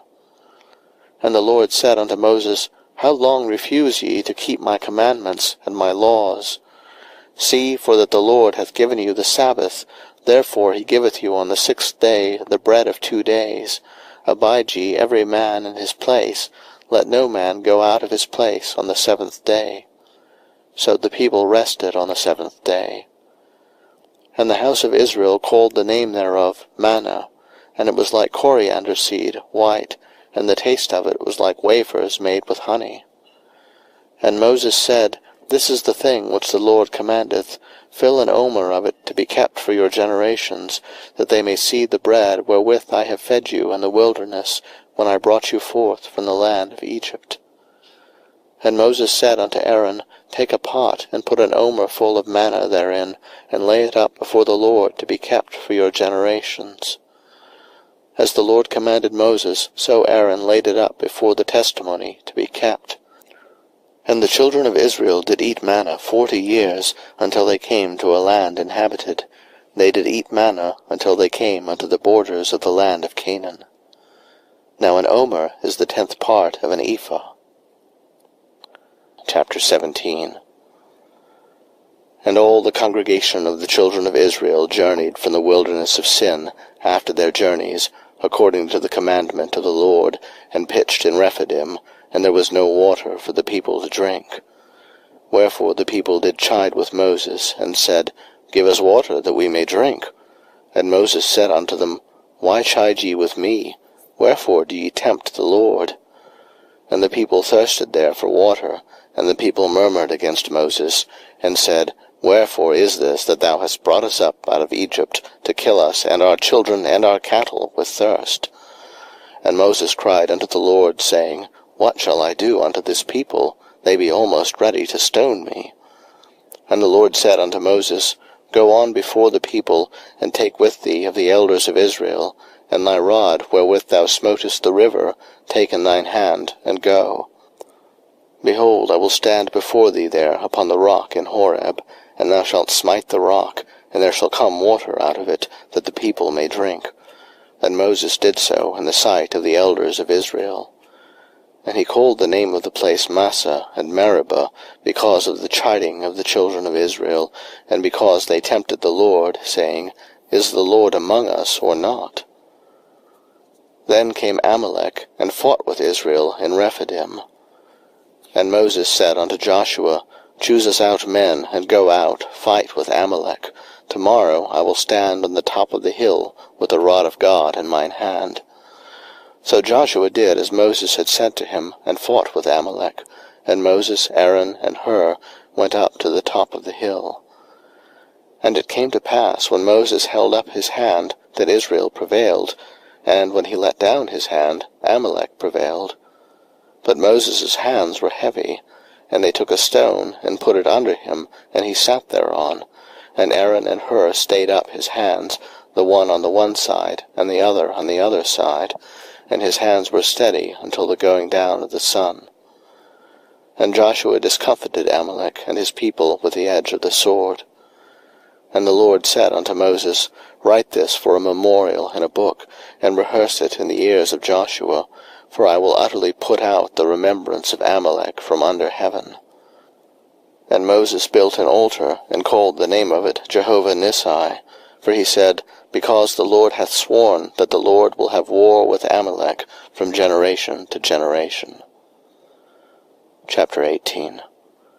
When Jethro, the priest of Midian, Moses' father-in-law, heard of all that God had done for Moses and for Israel his people, and that the Lord had brought Israel out of Egypt, then Jethro, Moses' father-in-law, took Zipporah, Moses' wife, after he had sent her back, and her 2 sons, of which the name of the one was Gershom, for he said, I have been an alien in a strange land. And the name of the other was Eliezer, for the God of my father, said he, was mine help, and delivered me from the sword of Pharaoh. And Jethro, Moses' father-in-law, came with his sons and his wife unto Moses into the wilderness, where he encamped at the mount of God. And he said unto Moses, I, thy father-in-law Jethro, am come unto thee, and thy wife, and her 2 sons with her. And Moses went out to meet his father-in-law, and did obeisance, and kissed him. And they asked each other of their welfare. and they came into the tent. And Moses told his father-in-law all that the Lord had done unto Pharaoh and to the Egyptians for Israel's sake, and all the travail that had come upon them by the way, and how the Lord delivered them. And Jethro rejoiced for all the goodness which the Lord had done to Israel, whom he had delivered out of the hand of the Egyptians. And Jethro said, Blessed be the Lord, who hath delivered you out of the hand of the Egyptians, and out of the hand of Pharaoh, who hath delivered the people from under the hand of the Egyptians. Now I know that the Lord is greater than all gods, for in the thing wherein they dealt proudly he was above them. And Jethro, Moses' father-in-law, took a burnt offering and sacrifices for God, and Aaron came, and all the elders of Israel, to eat bread with Moses' father-in-law before God. And it came to pass on the morrow that Moses sat to judge the people, and the people stood by Moses from the morning unto the evening. And when Moses' father-in-law saw all that he did to the people, he said, What is this thing that thou doest to the people? Why sittest thou thyself alone, and all the people stand by thee from morning unto even? And Moses said unto his father-in-law, Because the people come unto me to inquire of God. When they have a matter, they come unto me, and I judge between one and another, and I do make them know the statutes of God and his laws. And Moses' father-in-law said unto him, The thing that thou doest is not good. Thou wilt surely wear away both thou and this people that is with thee, for this thing is too heavy for thee. Thou art not able to perform it thyself alone. Hearken now unto my voice, I will give thee counsel, and God shall be with thee. Be thou for the people to Godward, that thou mayest bring the causes unto God, and thou shalt teach them ordinances and laws, and shalt show them the way wherein they must walk, and the work that they must do. Moreover, thou shalt provide out of all the people able men, such as fear God, men of truth, hating covetousness, and place such over them to be rulers of thousands, and rulers of hundreds, rulers of fifties, and rulers of tens. And let them judge the people at all seasons. And it shall be that every great matter they shall bring unto thee, but every small matter they shall judge. So shall it be easier for thyself, and they shall bear the burden with thee. If thou shalt do this thing, and God command thee so, then thou shalt be able to endure, and all this people shall also go to their place in peace. So Moses hearkened to the voice of his father-in-law, and did all that he had said. And Moses chose able men out of all Israel, and made them heads over the people, rulers of thousands, rulers of hundreds, rulers of fifties, and rulers of tens. And they judged the people at all seasons.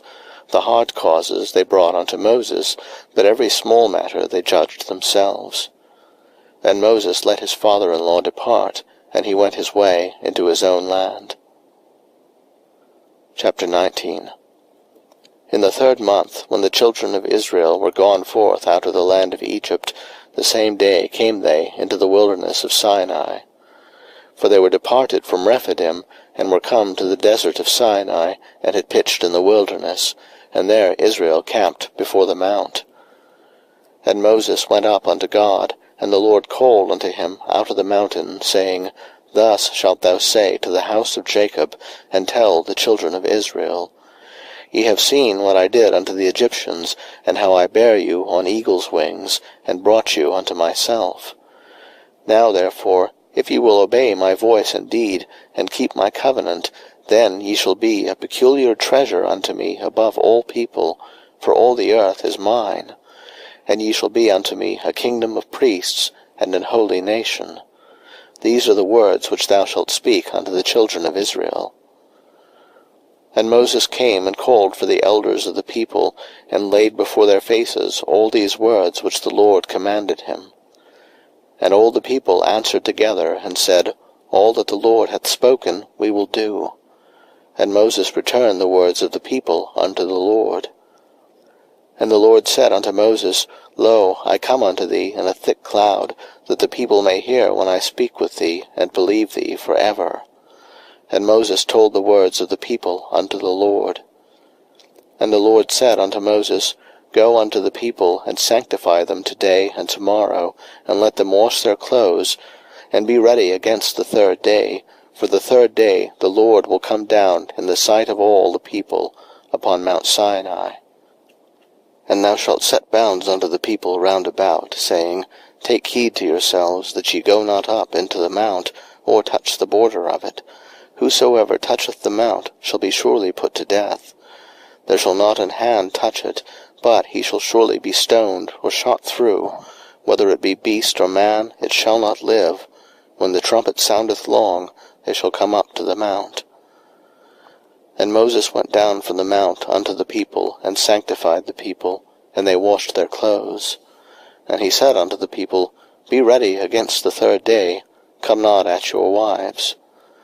And it came to pass on the 3rd day in the morning, that there were thunders and lightnings, and a thick cloud upon the mount, and the voice of the trumpet exceeding loud, so that all the people that was in the camp trembled. And Moses brought forth the people out of the camp to meet with God, and they stood at the nether part of the mount. And Mount Sinai was altogether on a smoke, because the Lord descended upon it in fire, and the smoke thereof ascended as the smoke of a furnace, and the whole mount quaked greatly. And when the voice of the trumpet sounded long, and waxed louder and louder, Moses spake, and God answered him by a voice. And the Lord came down upon Mount Sinai on the top of the mount, and the Lord called Moses up to the top of the mount, and Moses went up. And the Lord said unto Moses, Go down, charge the people, lest they break through unto the Lord to gaze, and many of them perish. And let the priests also, which come near to the Lord, sanctify themselves, lest the Lord break forth upon them. And Moses said unto the Lord, The people cannot come up to Mount Sinai, for thou chargedst us, saying, Set bounds about the mount, and sanctify it. And the Lord said unto him, Away, get thee down, and thou shalt come up, thou and Aaron with thee, but let not the priests and the people break through to come up unto the Lord, lest he break forth upon them. So Moses went down unto the people, and spake unto them. Chapter 20. And God spake all these words, saying, I am the Lord thy God, which have brought thee out of the land of Egypt, out of the house of bondage. Thou shalt have no other gods before me. Thou shalt not make unto thee any graven image, or any likeness of anything that is in heaven above, or that is in the earth beneath, or that is in the water under the earth. Thou shalt not bow down thyself to them, nor serve them. For I, the Lord thy God, am a jealous God, visiting the iniquity of the fathers upon the children, unto the 3rd and 4th generation of them that hate me, and showing mercy unto thousands of them that love me, and keep my commandments. Thou shalt not take the name of the Lord thy God in vain, for the Lord will not hold him guiltless that taketh his name in vain. Remember the Sabbath day to keep it holy. 6 days shalt thou labor, and do all thy work, but the 7th day is the Sabbath of the Lord thy God. In it thou shalt not do any work, thou, nor thy son, nor thy daughter, thy manservant, nor thy maidservant, nor thy cattle, nor thy stranger that is within thy gates. For in 6 days the Lord made heaven and earth, the sea, and all that in them is, and rested the 7th day. Wherefore the Lord blessed the Sabbath day, and hallowed it. Honor thy father and thy mother, that thy days may be long upon the land which the Lord thy God giveth thee. Thou shalt not kill. Thou shalt not commit adultery. Thou shalt not steal. Thou shalt not bear false witness against thy neighbor. Thou shalt not covet thy neighbor's house. Thou shalt not covet thy neighbor's wife, nor his manservant, nor his maidservant, nor his ox, nor his ass, nor anything that is thy neighbor's. And all the people saw the thunderings, and the lightnings, and the noise of the trumpet, and the mountains smoking. And when the people saw it, they removed, and stood afar off. And they said unto Moses, Speak thou with us, and we will hear, but let not God speak with us, lest we die. And Moses said unto the people, Fear not, for God is come to prove you, and that his fear may be before your faces, that ye sin not. And the people stood afar off, and Moses drew near unto the thick darkness where God was. And the Lord said unto Moses, Thus thou shalt say unto the children of Israel, Ye have seen that I have talked with you from heaven. Ye shall not make with me gods of silver, neither shall ye make unto you gods of gold. An altar of earth thou shalt make unto me, and shalt sacrifice thereon thy burnt offerings, and thy peace offerings, thy sheep, and thine oxen. In all places where I record my name I will come unto thee, and I will bless thee. And if thou wilt make me an altar of stone, thou shalt not build it of hewn stone, for if thou lift up thy tool upon it, thou hast polluted it. Neither shalt thou go up by steps unto mine altar, that thy nakedness be not discovered thereon. Chapter 21. Now these are the judgments which thou shalt set before them. If thou buy an Hebrew servant, 6 years he shall serve, and in the 7th he shall go out free for nothing. If he came in by himself, he shall go out by himself. If he were married, then his wife shall go out with him. If his master have given him a wife, and she have borne him sons or daughters, the wife and her children shall be her master's, and he shall go out by himself. And if the servant shall plainly say, I love my master, my wife, and my children, I will not go out free, then his master shall bring him unto the judges. He shall also bring him to the door, or unto the doorpost, and his master shall bore his ear through with an awl, and he shall serve him for ever. And if a man sell his daughter to be a maidservant, she shall not go out as the men servants do. If she please not her master, who hath betrothed her to himself, then shall he let her be redeemed. To sell her unto a strange nation he shall have no power, seeing he hath dealt deceitfully with her. And if he have betrothed her unto his son, he shall deal with her after the manner of daughters.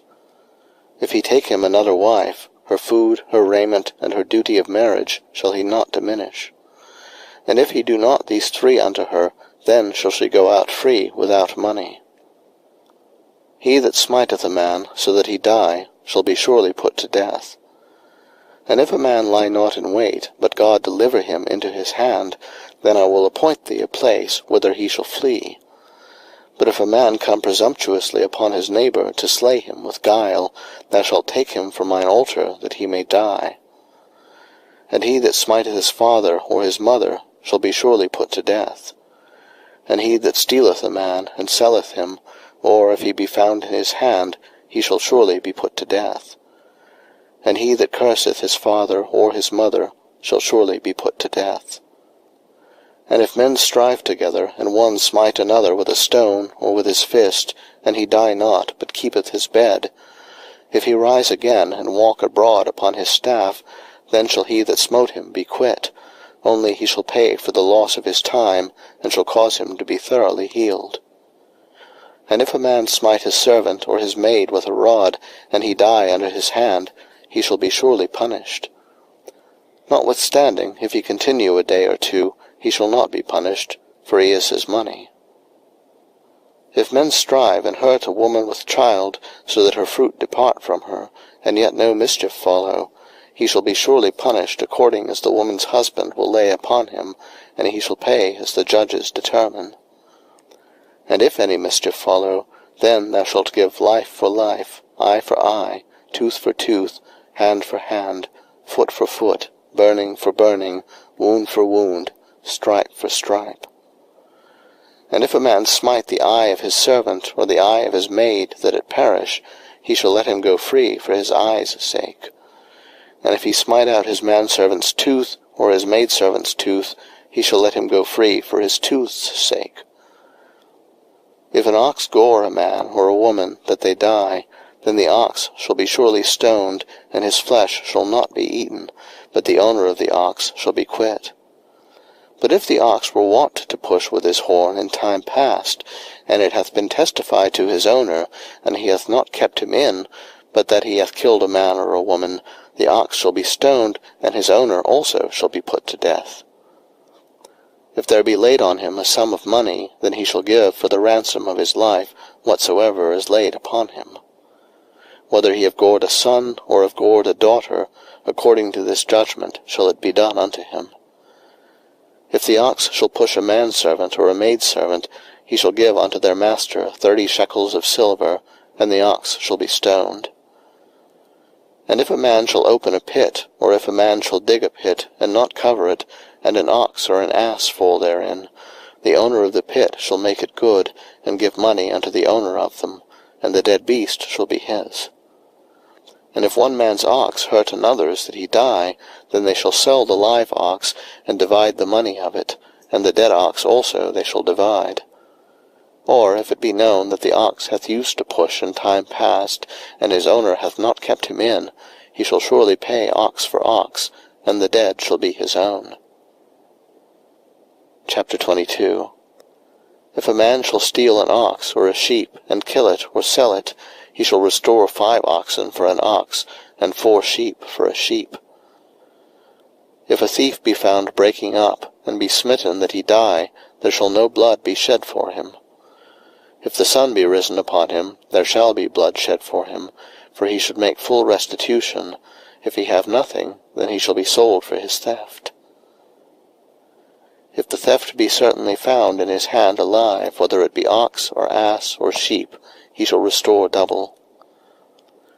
If a man shall cause a field or vineyard to be eaten, and shall put in his beast, and shall feed in another man's field, of the best of his own field, and of the best of his own vineyard, shall he make restitution. If fire break out, and catch in thorns, so that the stacks of corn, or the standing corn, or the field be consumed therewith, he that kindled the fire shall surely make restitution. If a man shall deliver unto his neighbor money or stuff to keep, and it be stolen out of the man's house, if the thief be found, let him pay double. If the thief be not found, then the master of the house shall be brought unto the judges, to see whether he have put his hand unto his neighbor's goods. For all manner of trespass, whether it be for ox, for ass, for sheep, for raiment, or for any manner of lost thing, which another challengeth to be his, the cause of both parties shall come before the judges, and whom the judges shall condemn, he shall pay double unto his neighbor. If a man deliver unto his neighbor an ass, or an ox, or a sheep, or any beast to keep, and it die, or be hurt, or driven away, no man seeing it, then shall an oath of the Lord be between them both, that he hath not put his hand unto his neighbor's goods, and the owner of it shall accept thereof, and he shall not make it good. And if it be stolen from him, he shall make restitution unto the owner thereof. If it be torn in pieces, then let him bring it for witness, and he shall not make good that which was torn. And if a man borrow aught of his neighbor, and it be hurt or die, the owner thereof being not with it, he shall surely make it good. But if the owner thereof be with it, he shall not make it good.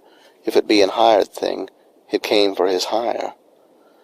And if a man entice a maid that is not betrothed, and lie with her, he shall surely endow her to be his wife. If her father utterly refuse to give her unto him, he shall pay money according to the dowry of virgins. Thou shalt not suffer a witch to live. Whosoever lieth with a beast shall surely be put to death.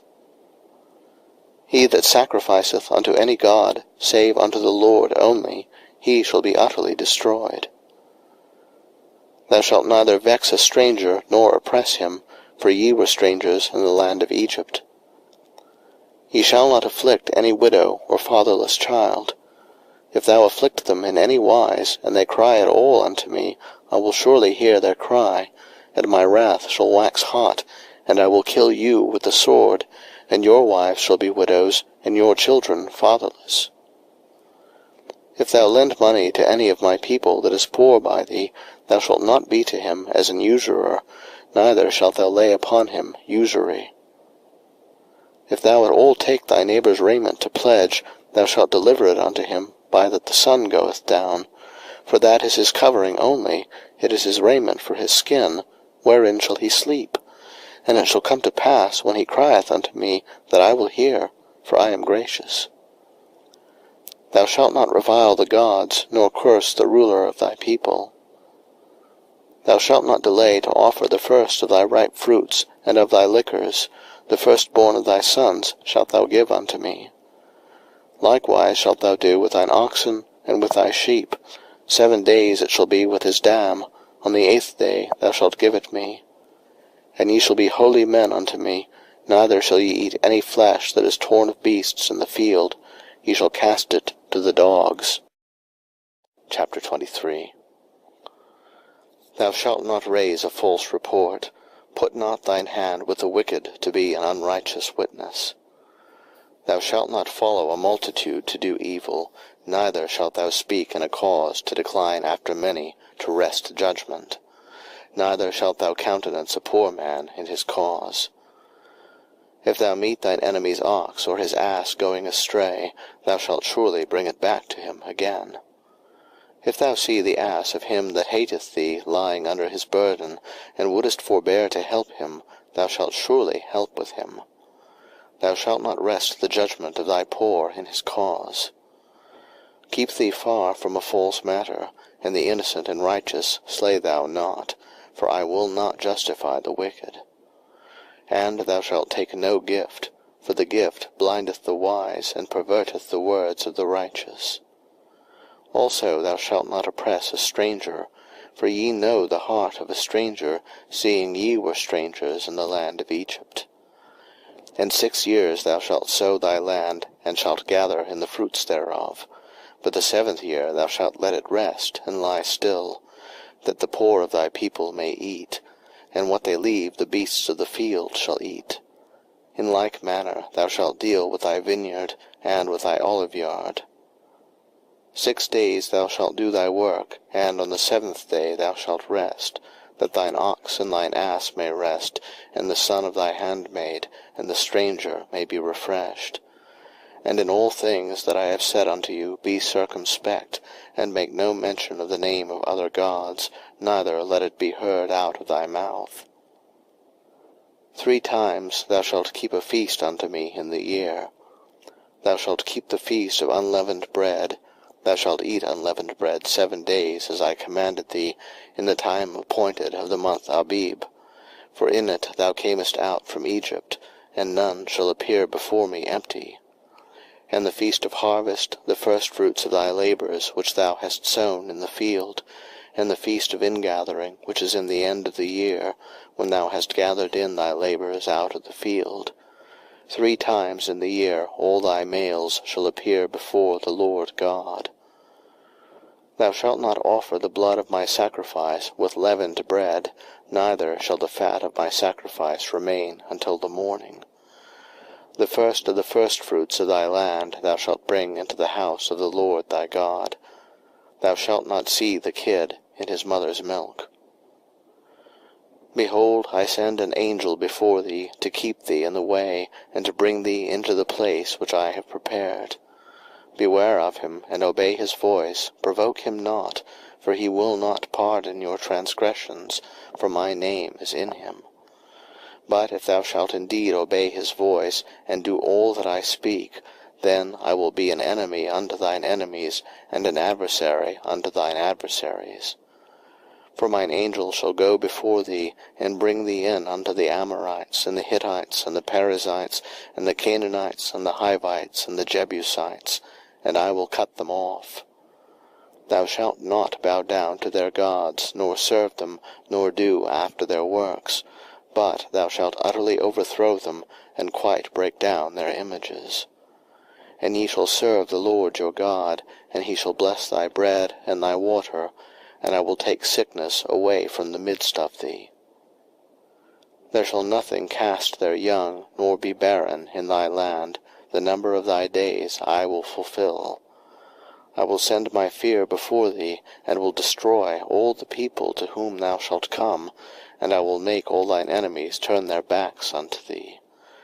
And I will send hornets before thee, which shall drive out the Hivite, the Canaanite, and the Hittite from before thee. I will not drive them out from before thee in 1 year, lest the land become desolate, and the beasts of the field multiply against thee. By little and little I will drive them out from before thee, until thou be increased, and inherit the land. And I will set thy bounds from the Red Sea even unto the sea of the Philistines, and from the desert unto the river. For I will deliver the inhabitants of the land into your hand, and thou shalt drive them out before thee. Thou shalt make no covenant with them, nor with their gods. They shall not dwell in thy land, lest they make thee sin against me. For if thou serve their gods, it will surely be a snare unto thee. Chapter 24. And he said unto Moses, Come up unto the Lord, thou, and Aaron, Nadab, and Abihu, and 70 of the elders of Israel, and worship ye afar off. And Moses alone shall come near the Lord, but they shall not come nigh, neither shall the people go up with him. And Moses came and told the people all the words of the Lord, and all the judgments, and all the people answered with one voice, and said, All the words which the Lord hath said will we do. And Moses wrote all the words of the Lord, and rose up early in the morning, and builded an altar under the hill, and 12 pillars, according to the 12 tribes of Israel. And he sent young men of the children of Israel, which offered burnt offerings, and sacrificed peace offerings of oxen unto the Lord. And Moses took half of the blood, and put it in basins, and half of the blood he sprinkled on the altar. And he took the book of the covenant, and read in the audience of the people. And they said, All that the Lord hath said will we do, and be obedient. And Moses took the blood, and sprinkled it on the people, and said, Behold the blood of the covenant, which the Lord hath made with you concerning all these words. Then went up Moses and Aaron, Nadab and Abihu, and 70 of the elders of Israel. And they saw the God of Israel, and there was under his feet, as it were, a paved work of a sapphire stone, and, as it were, the body of heaven in his clearness. And upon the nobles of the children of Israel he laid not his hand. Also they saw God, and did eat and drink. And the Lord said unto Moses, Come up to me into the mount, and be there, and I will give thee tables of stone, and a law and commandments which I have written, that thou mayest teach them. And Moses rose up, and his minister Joshua, and Moses went up into the mount of God. And he said unto the elders, Tarry ye here for us, until we come again unto you. And behold, Aaron and Hur are with you. If any man have any matters to do, let him come unto them. And Moses went up into the mount, and a cloud covered the mount. And the glory of the Lord abode upon Mount Sinai, and the cloud covered it 6 days. And the 7th day he called unto Moses out of the midst of the cloud. And the sight of the glory of the Lord was like devouring fire on the top of the mount in the eyes of the children of Israel. And Moses went into the midst of the cloud, and gat him up into the mount. And Moses was in the mount 40 days and 40 nights. Chapter 25. And the Lord spake unto Moses, saying, Speak unto the children of Israel, that they bring me an offering. Of every man that giveth it willingly with his heart he shall take my offering. And this is the offering which he shall take of them, gold, and silver, and brass, and blue, and purple, and scarlet, and fine linen, and goat's hair, and ram's skins dyed red, and badger's skins, and shittim wood, oil for the light, spices for anointing oil, and for sweet incense, onyx stones, and stones to be set in the ephod, and in the breastplate. And let them make me a sanctuary, that I may dwell among them. According to all that I show thee, after the pattern of the tabernacle, and the pattern of all the instruments thereof, even so shall ye make it. And they shall make an ark of shittim wood. 2 cubits and a half shall be the length thereof, and 1 cubit and a half the breadth thereof, and 1 cubit and a half the height thereof. And thou shalt overlay it with pure gold, within and without shalt thou overlay it, and shalt make upon it a crown of gold round about. And thou shalt cast 4 rings of gold for it, and put them in the 4 corners thereof, and 2 rings shall be in the one side of it, and 2 rings in the other side of it. And thou shalt make staves of shittim wood, and overlay them with gold. And thou shalt put the staves into the rings by the sides of the ark, that the ark may be borne with them. The staves shall be in the rings of the ark, they shall not be taken from it. And thou shalt put into the ark the testimony which I shall give thee. And thou shalt make a mercy seat of pure gold, 2 cubits and a half shall be the length thereof, and 1 cubit and a half the breadth thereof. And thou shalt make 2 cherubims of gold, of beaten work shalt thou make them in the 2 ends of the mercy seat. And make 1 cherub on the one end, and the other cherub on the other end. Even of the mercy seat shall ye make the cherubims on the 2 ends thereof. And the cherubims shall stretch forth their wings on high, covering the mercy seat with their wings, and their faces shall look one to another. Toward the mercy seat shall the faces of the cherubims be. And thou shalt put the mercy seat above upon the ark, and in the ark thou shalt put the testimony that I shall give thee. And there I will meet with thee, and I will commune with thee from above the mercy seat, from between the 2 cherubims which are upon the ark of the testimony, of all things which I will give thee in commandment unto the children of Israel. Thou shalt also make a table of shittim wood, 2 cubits shall be the length thereof, and 1 cubit the breadth thereof, and 1 cubit and a half the height thereof. And thou shalt overlay it with pure gold, and make thereto a crown of gold round about. And thou shalt make unto it a border of an handbreadth round about, and thou shalt make a golden crown to the border thereof round about. And thou shalt make for it 4 rings of gold, and put the rings in the 4 corners that are on the 4 feet thereof. Over against the border shall the rings be for places of the staves to bear the table. And thou shalt make the staves of shittim wood, and overlay them with gold, that the table may be borne with them. And thou shalt make the dishes thereof, and spoons thereof, and covers thereof, and bowls thereof, to cover withal. Of pure gold shalt thou make them.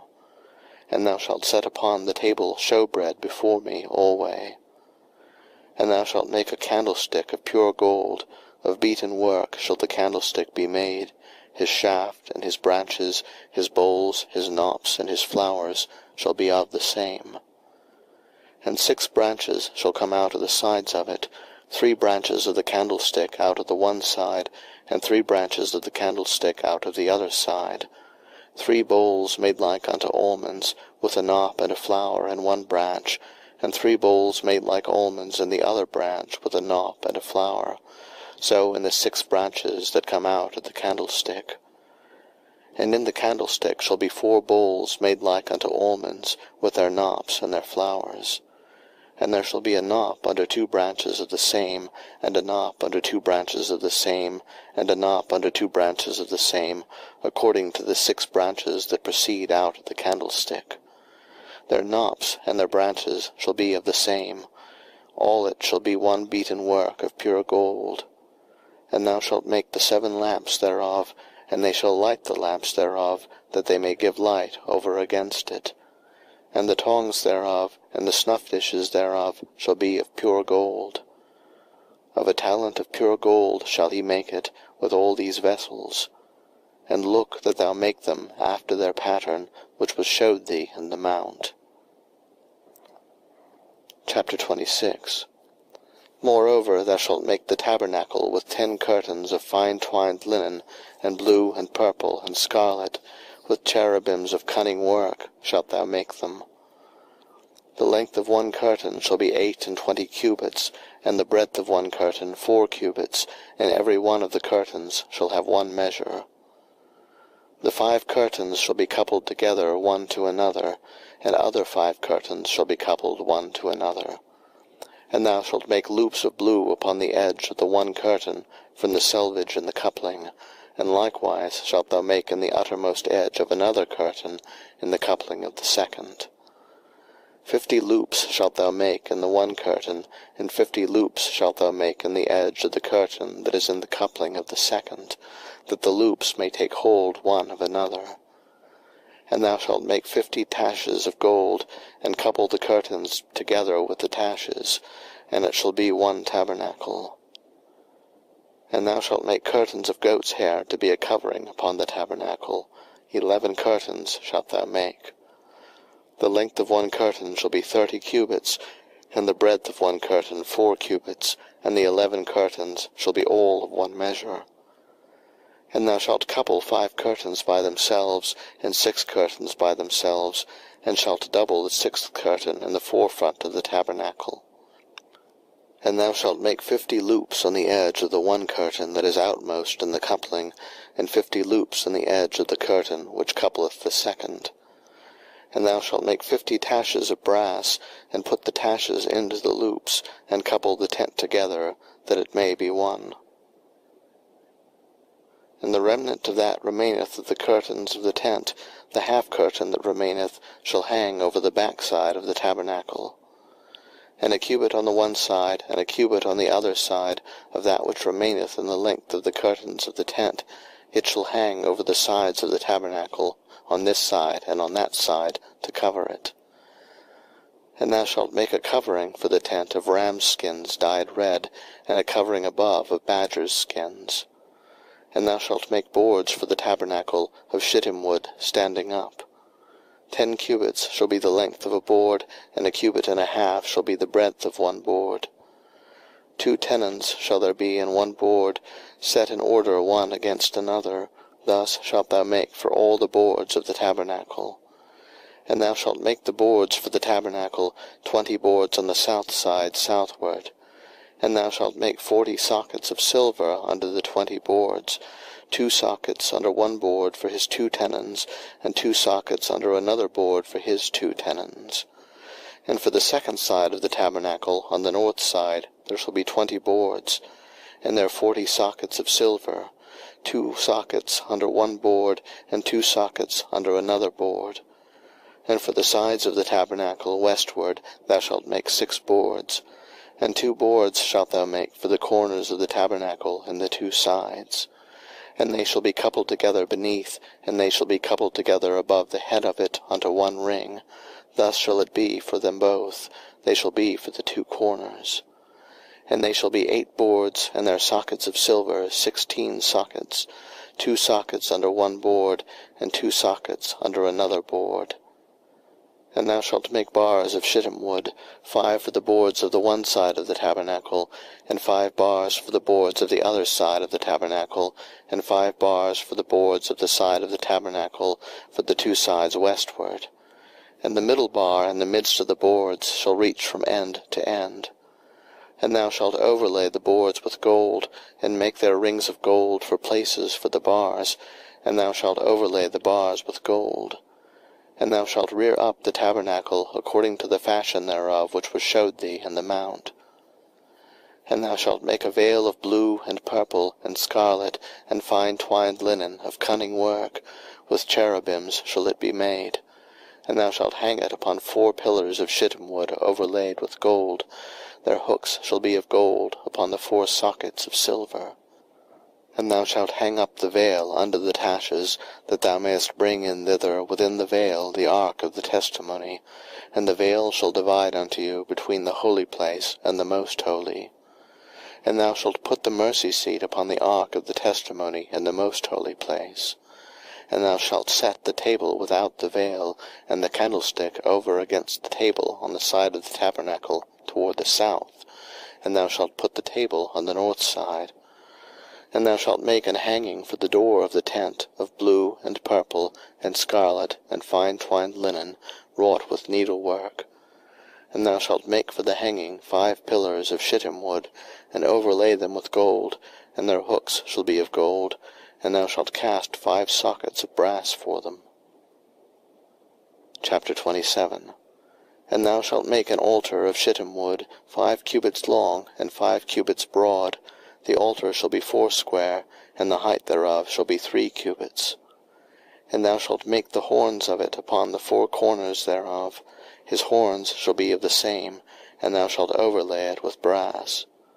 And thou shalt make his pans to receive his ashes, and his shovels, and his basins, and his flesh hooks, and his fire pans. All the vessels thereof thou shalt make of brass. And thou shalt make for it a grate of network of brass, and upon the net shalt thou make 4 brazen rings in the 4 corners thereof. And thou shalt put it under the compass of the altar beneath, that the net may be even to the midst of the altar. And thou shalt make staves for the altar, staves of shittim wood, and overlay them with brass. And the staves shall be put into the rings, and the staves shall be upon the two sides of the altar, to bear it. Hollow with boards shalt thou make it, as it was showed thee in the mount, so shall they make it. And thou shalt make the court of the tabernacle. For the south side southward there shall be hangings for the court of fine twined linen, of 100 cubits long for one side. And the 20 pillars thereof, and their 20 sockets, shall be of brass. The hooks of the pillars and their fillets shall be of silver. And likewise for the north side in length there shall be hangings of 100 cubits long, and his 20 pillars and their 20 sockets of brass. The hooks of the pillars and their fillets of silver.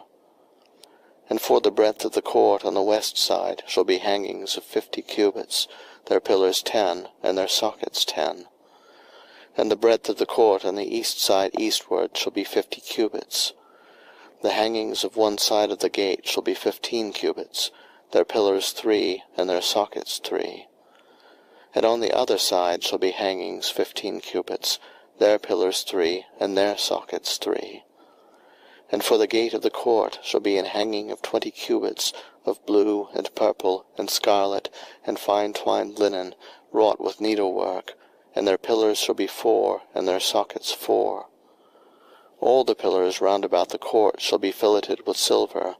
Their hooks shall be of silver, and their sockets of brass. The length of the court shall be 100 cubits, and the breadth 50 everywhere, and the height 5 cubits of fine twined linen, and their sockets of brass. All the vessels of the tabernacle, and all the service thereof, and all the pins thereof, and all the pins of the court, shall be of brass.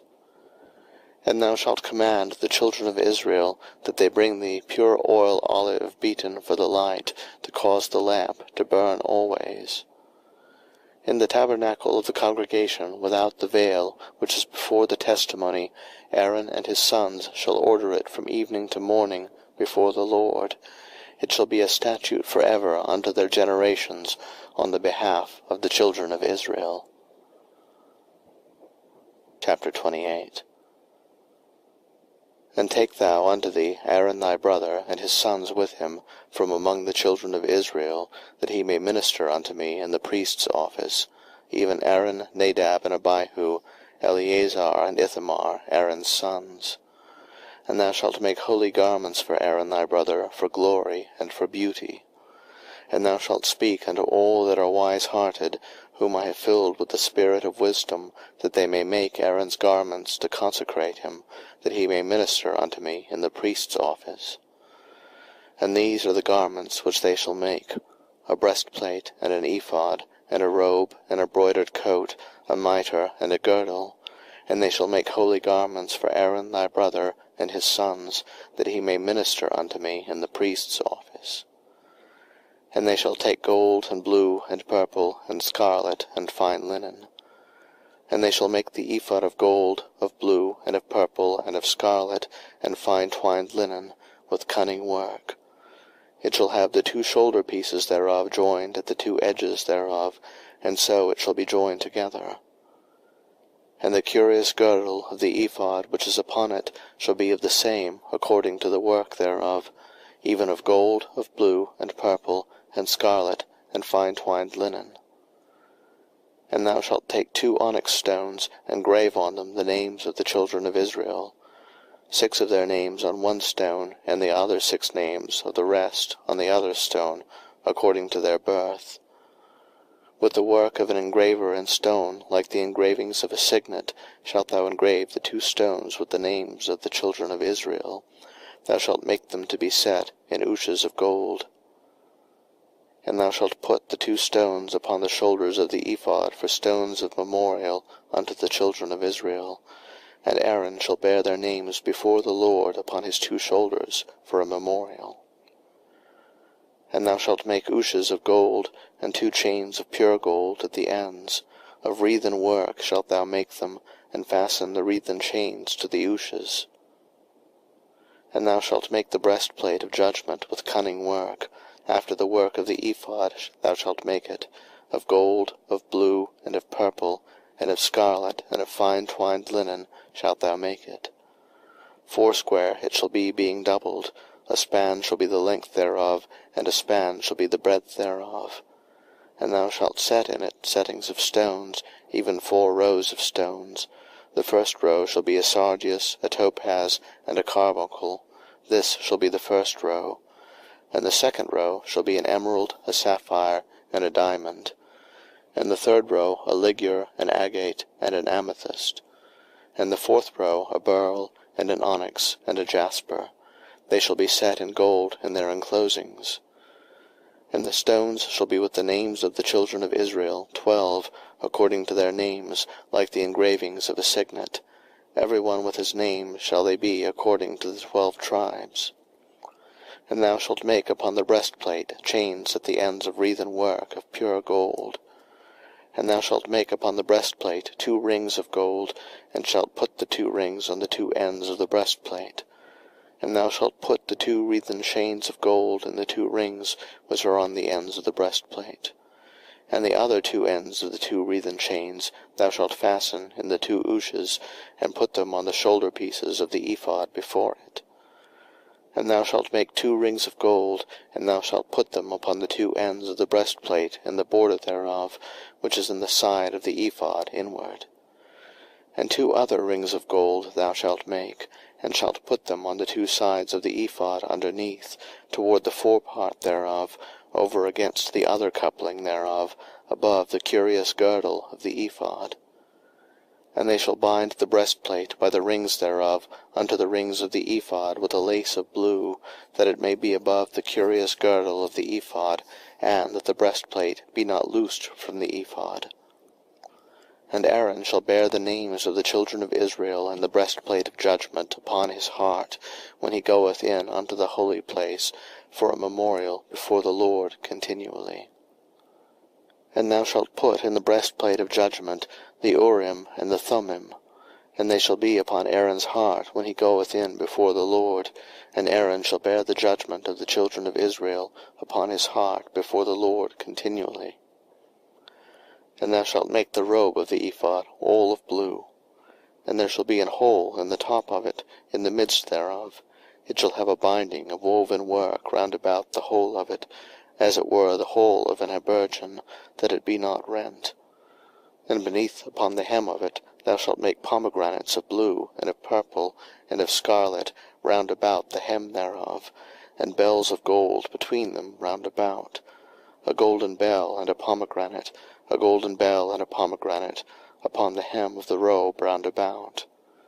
And it shall be upon Aaron to minister, and his sound shall be heard when he goeth in unto the holy place before the Lord, and when he cometh out, that he die not. And thou shalt make a plate of pure gold, and grave upon it, like the engravings of a signet, Holiness to the Lord. And thou shalt put it on a blue lace, that it may be upon the mitre, upon the forefront of the mitre it shall be. And it shall be upon Aaron's forehead, that Aaron may bear the iniquity of the holy things, which the children of Israel shall hallow in all their holy gifts.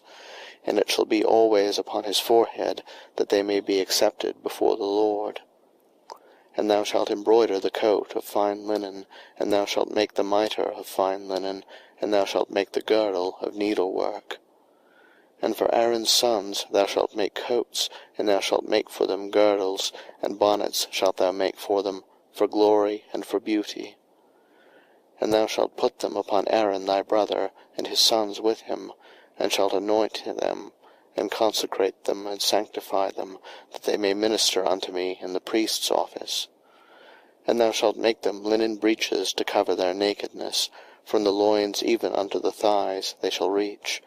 And they shall be upon Aaron and upon his sons, when they come in unto the tabernacle of the congregation, or when they come near unto the altar to minister in the holy place, that they bear not iniquity and die.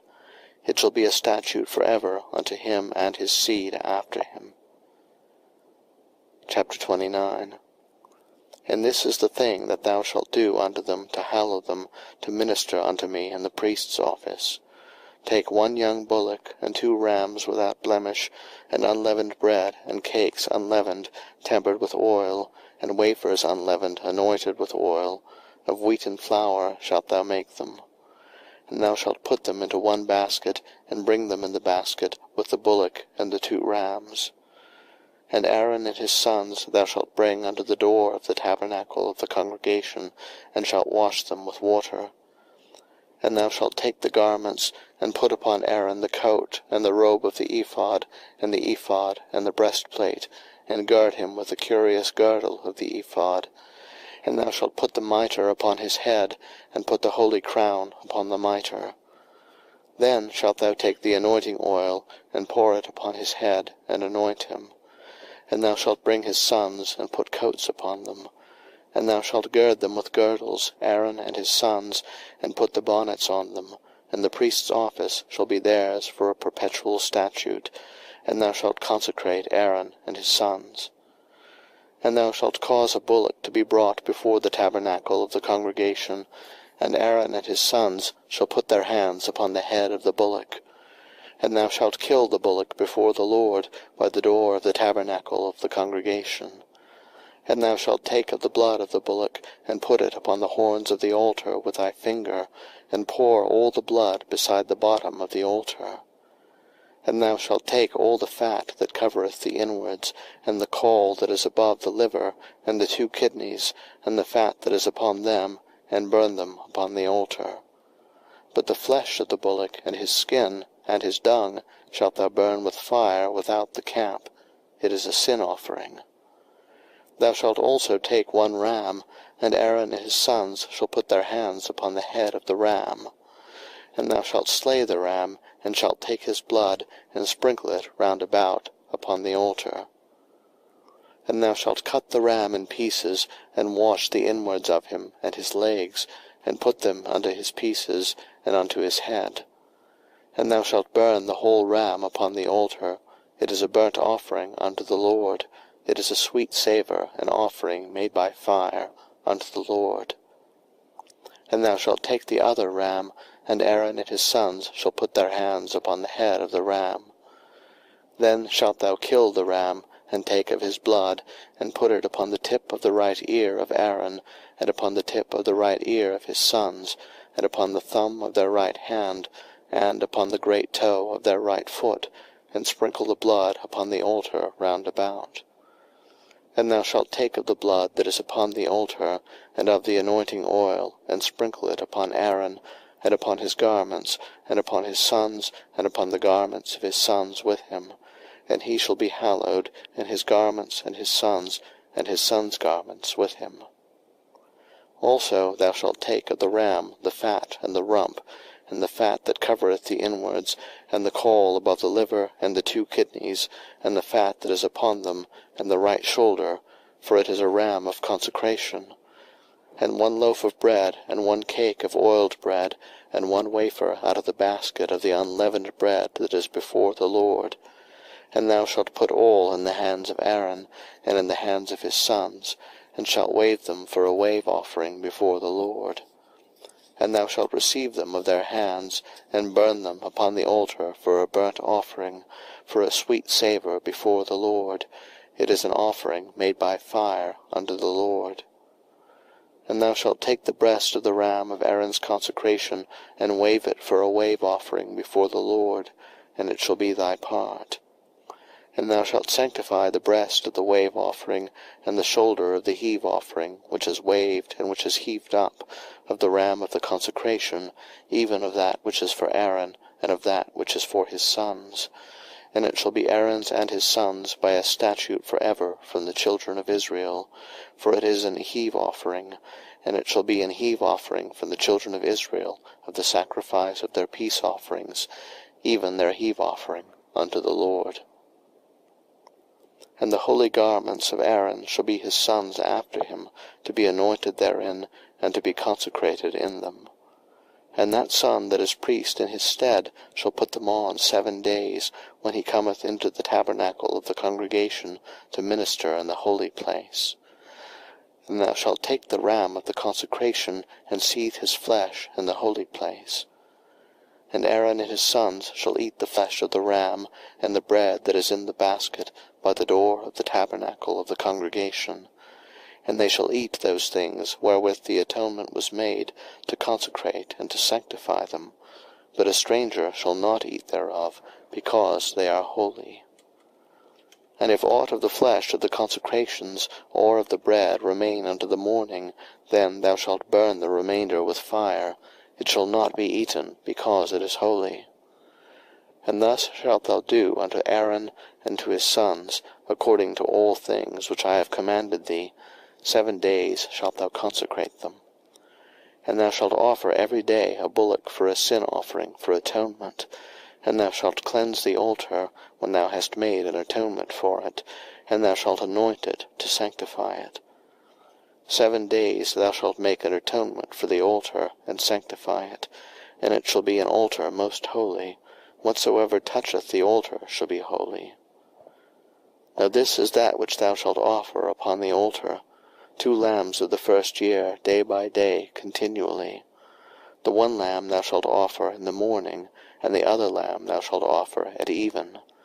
And with the one lamb 1/10 deal of flour mingled with the 4th part of an hin of beaten oil, and the 4th part of an hin of wine for a drink offering. And the other lamb thou shalt offer at even, and shalt do thereto according to the meat offering of the morning, and according to the drink offering thereof, for a sweet savour, an offering made by fire unto the Lord. This shall be a continual burnt offering throughout your generations, at the door of the tabernacle of the congregation before the Lord, where I will meet you to speak there unto thee. And there I will meet with the children of Israel, and the tabernacle shall be sanctified by my glory. And I will sanctify the tabernacle of the congregation and the altar. I will sanctify also both Aaron and his sons, to minister to me in the priest's office. And I will dwell among the children of Israel, and will be their God. And they shall know that I am the Lord their God, that brought them forth out of the land of Egypt, that I may dwell among them. I am the Lord their God. Chapter 30. And thou shalt make an altar to burn incense upon, of shittim wood shalt thou make it. 1 cubit shall be the length thereof, and 1 cubit the breadth thereof. 4 shall it be, and 2 cubits shall be the height thereof. The horns thereof shall be of the same. And thou shalt overlay it with pure gold, the top thereof, and the sides thereof round about, and the horns thereof. And thou shalt make unto it a crown of gold round about. And 2 golden rings shalt thou make to it under the crown of it, by the 2 corners thereof, upon the 2 sides of it shalt thou make it, and they shall be for places for the staves to bear it withal. And thou shalt make the staves of shittim wood, and overlay them with gold. And thou shalt put it before the veil that is by the ark of the testimony, before the mercy seat that is over the testimony, where I will meet with thee. And Aaron shall burn thereon sweet incense every morning. When he dresseth the lamps, he shall burn incense upon it. And when Aaron lighteth the lamps at even, he shall burn incense upon it, a perpetual incense before the Lord throughout your generations. Ye shall offer no strange incense thereon, nor burnt sacrifice, nor meat offering, neither shall ye pour drink offering thereon. And Aaron shall make an atonement upon the horns of it once in a year with the blood of the sin offering of atonements. Once in the year shall he make atonement upon it throughout your generations. It is most holy unto the Lord. And the Lord spake unto Moses, saying, When thou takest the sum of the children of Israel after their number, then shall they give every man a ransom for his soul unto the Lord, when thou numberest them, that there be no plague among them, when thou numberest them. This they shall give, every one that passeth among them that are numbered, 1/2 shekel after the shekel of the sanctuary. A shekel is 20 gerahs, and 1/2 shekel shall be the offering of the Lord. Every one that passeth among them that are numbered, from 20 years old and above, shall give an offering unto the Lord. The rich shall not give more, and the poor shall not give less than half a shekel, when they give an offering unto the Lord to make an atonement for your souls. And thou shalt take the atonement money of the children of Israel, and shalt appoint it for the service of the tabernacle of the congregation, that it may be a memorial unto the children of Israel before the Lord, to make an atonement for your souls. And the Lord spake unto Moses, saying, Thou shalt also make a laver of brass, and his foot also of brass, to wash withal. And thou shalt put it between the tabernacle of the congregation and the altar, and thou shalt put water therein. For Aaron and his sons shall wash their hands and their feet thereat. When they go into the tabernacle of the congregation, they shall wash with water, that they die not. Or when they come near to the altar to minister, to burn offering made by fire unto the Lord. So they shall wash their hands and their feet, that they die not. And it shall be a statute for ever to them, even to him and to his seed, throughout their generations. Moreover the Lord spake unto Moses, saying, Take thou also unto thee principal spices, of pure myrrh 500 shekels, and of sweet cinnamon half so much, even 250 shekels, and of sweet calamus 250 shekels, and of cassia 500 shekels, after the shekel of the sanctuary, and of oil olive and hin. And thou shalt make it an oil of holy ointment, an ointment compound, after the art of the apothecary. It shall be an holy anointing oil. And thou shalt anoint the tabernacle of the congregation therewith, and the ark of the testimony, and the table and all his vessels, and the candlestick and his vessels, and the altar of incense, and the altar of burnt offering with all his vessels, and the laver and his foot. And thou shalt sanctify them, that they may be most holy.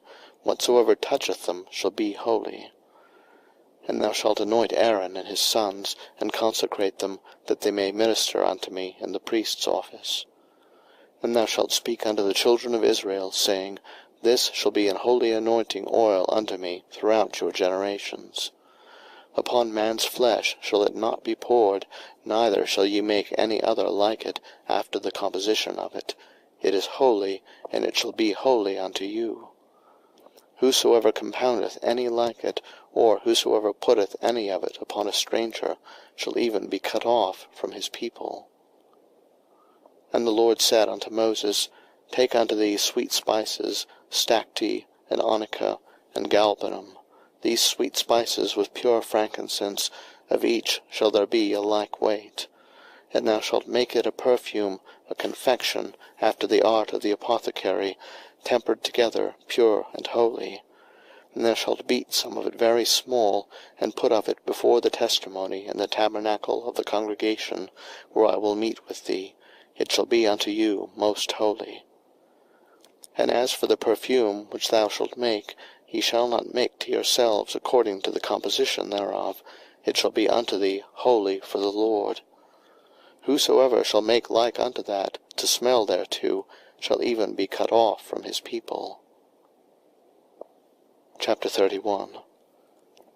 And the Lord spake unto Moses, saying, See, I have called by name Bezaleel, the son of Uri, the son of Hur, of the tribe of Judah, and I have filled him with the Spirit of God, in wisdom, and in understanding, and in knowledge, and in all manner of workmanship, to devise cunning works, to work in gold, and in silver, and in brass, and in cutting of stones, to set them, and in carving of timber, to work in all manner of workmanship.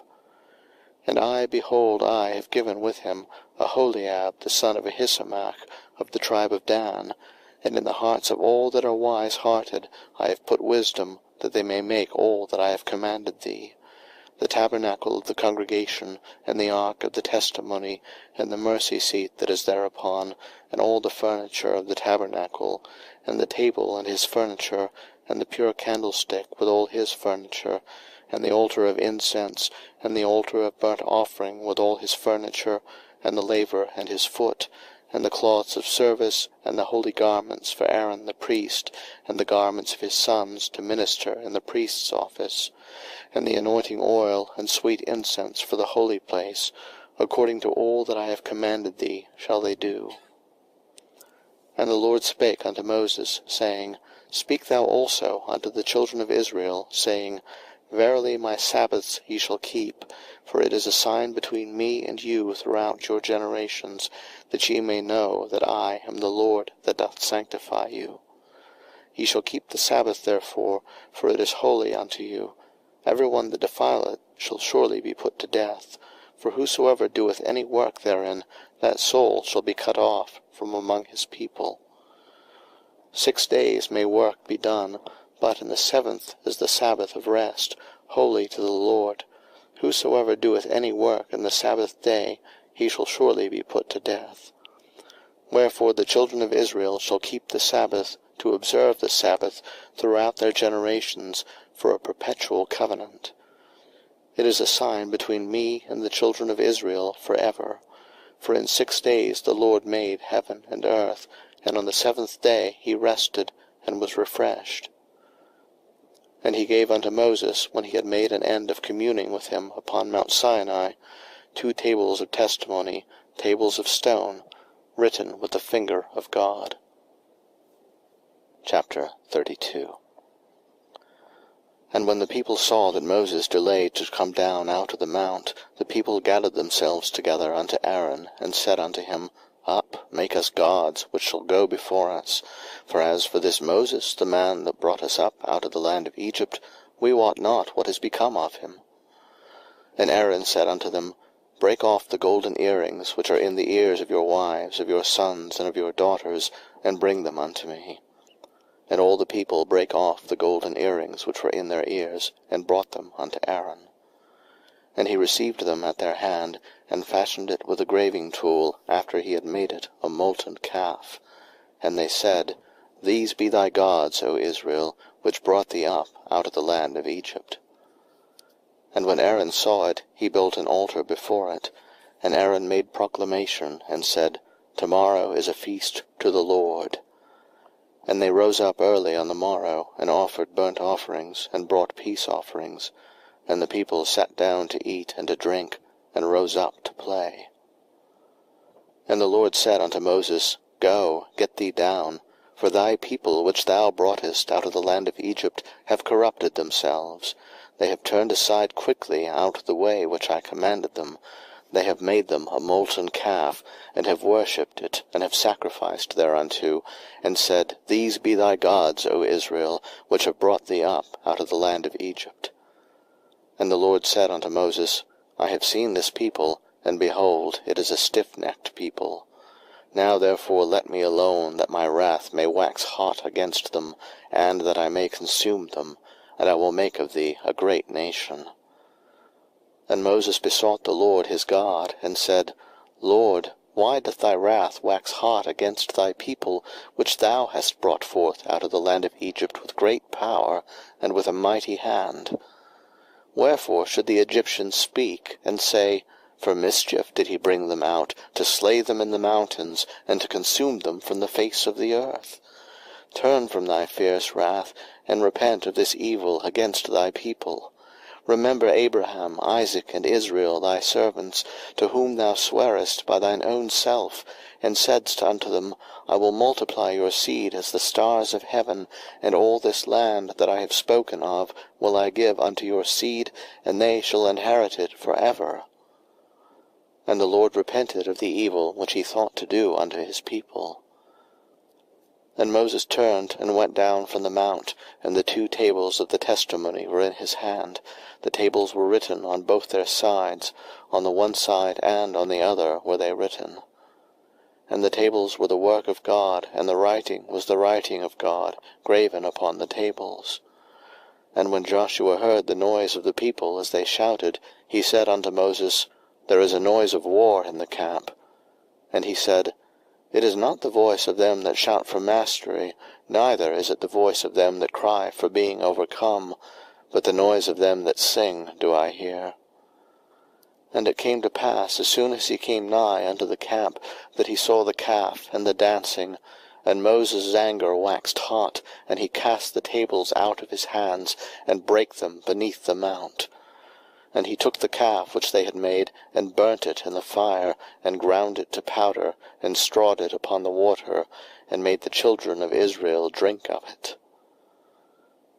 And Moses said unto Aaron, What did this people unto thee, that thou hast brought so great a sin upon them? And Aaron said, Let not the anger of my Lord wax hot. Thou knowest the people, that they are set on mischief. For they said unto me, Make us gods, which shall go before us. For as for this Moses, the man that brought us up out of the land of Egypt, we wot not what is become of him. And I said unto them, Whosoever hath any gold, let them break it off. So they gave it me. Then I cast it into the fire, and there came out this calf. And when Moses saw that the people were naked, for Aaron had made them naked unto their shame among their enemies, then Moses stood in the gate of the camp, and said, Who is on the Lord's side? Let him come unto me. And all the sons of Levi gathered themselves together unto him. And he said unto them, Thus saith the Lord God of Israel, Put every man his sword by his side, and go in and out from gate to gate throughout the camp, and slay every man his brother, and every man his companion, and every man his neighbor. And the children of Levi did according to the word of Moses, and there fell of the people that day about 3,000 men. For Moses had said, Consecrate yourselves today to the Lord, even every man upon his son and upon his brother, that he may bestow upon you a blessing this day. And it came to pass on the morrow, that Moses said unto the people, Ye have sinned a great sin, and now I will go up unto the Lord. Peradventure I shall make an atonement for your sin. And Moses returned unto the Lord, and said, O this people have sinned a great sin, and have made them gods of gold. Yet now, if thou wilt forgive their sin, and if not, blot me, I pray thee, out of thy book which thou hast written. And the Lord said unto Moses, Whosoever hath sinned against me, him will I blot out of my book. Therefore now go, lead the people unto the place of which I have spoken unto thee. Behold, mine angel shall go before thee. Nevertheless, in the day when I will visit their sin upon them. And the Lord plagued the people, because they made the calf which Aaron made. Chapter 33. And the Lord said unto Moses, Depart, and go up hence, thou and the people which thou hast brought up out of the land of Egypt, unto the land which I sware unto Abraham, to Isaac, and to Jacob, saying, Unto thy seed will I give it. And I will send an angel before thee, and I will drive out the Canaanite, the Amorite, and the Hittite, and the Perizzite, the Hivite, and the Jebusite, unto a land flowing with milk and honey. For I will not go up in the midst of thee, for thou art a stiff-necked people, lest I consume thee in the way. And when the people heard these evil tidings, they mourned, and no man did put on him his ornaments.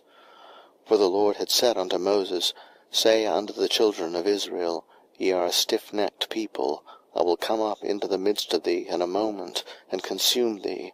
Therefore now put off thy ornaments from thee, that I may know what to do unto thee. And the children of Israel stripped themselves of their ornaments by the Mount Horeb. And Moses took the tabernacle, and pitched it without the camp, afar off from the camp, and called it the tabernacle of the congregation. And it came to pass that every one which sought the Lord went out unto the tabernacle of the congregation, which was without the camp. And it came to pass, when Moses went out unto the tabernacle, that all the people rose up, and stood every man at his tent door, and looked after Moses, until he was gone into the tabernacle. And it came to pass, as Moses entered into the tabernacle, the cloudy pillar descended, and stood at the door of the tabernacle, and the Lord talked with Moses. And all the people saw the cloudy pillar stand at the tabernacle door, and all the people rose up and worshipped, every man in his tent door. And the Lord spake unto Moses face to face, as a man speaketh unto his friend. And he turned again into the camp, but his servant Joshua the son of Nun, a young man, departed not out of the tabernacle. And Moses said unto the Lord, See, thou sayest unto me, Bring up this people, and thou hast not let me know whom thou wilt send with me. Yet thou hast said, I know thee by name, and thou hast also found grace in my sight. Now therefore, I pray thee, if I have found grace in thy sight, show me now thy way, that I may know thee, that I may find grace in thy sight, and consider that this nation is thy people. And he said, My presence shall go with thee, and I will give thee rest. And he said unto him, If thy presence go not with me, carry us not up hence. For wherein shall it be known here that I and thy people have found grace in thy sight? Is it not in that thou goest with us? So shall we be separated, I and thy people, from all the people that are upon the face of the earth. And the Lord said unto Moses, I will do this thing also that thou hast spoken, for thou hast found grace in my sight, and I know thee by name. And he said, I beseech thee, show me thy glory. And he said, I will make all my goodness pass before thee, and I will proclaim the name of the Lord before thee, and will be gracious to whom I will be gracious, and will show mercy on whom I will show mercy. And he said, Thou canst not see my face, for there shall no man see me and live. And the Lord said, Behold, there is a place by me, and thou shalt stand upon a rock. And it shall come to pass, while my glory passeth by, that I will put thee in a cleft of the rock, and will cover thee with my hand while I pass by. And I will take away mine hand, and thou shalt see my back parts, but my face shall not be seen. Chapter 34.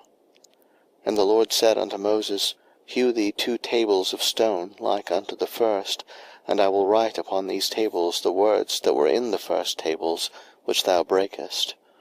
And be ready in the morning, and come up in the morning unto Mount Sinai, and present thyself there to me in the top of the mount.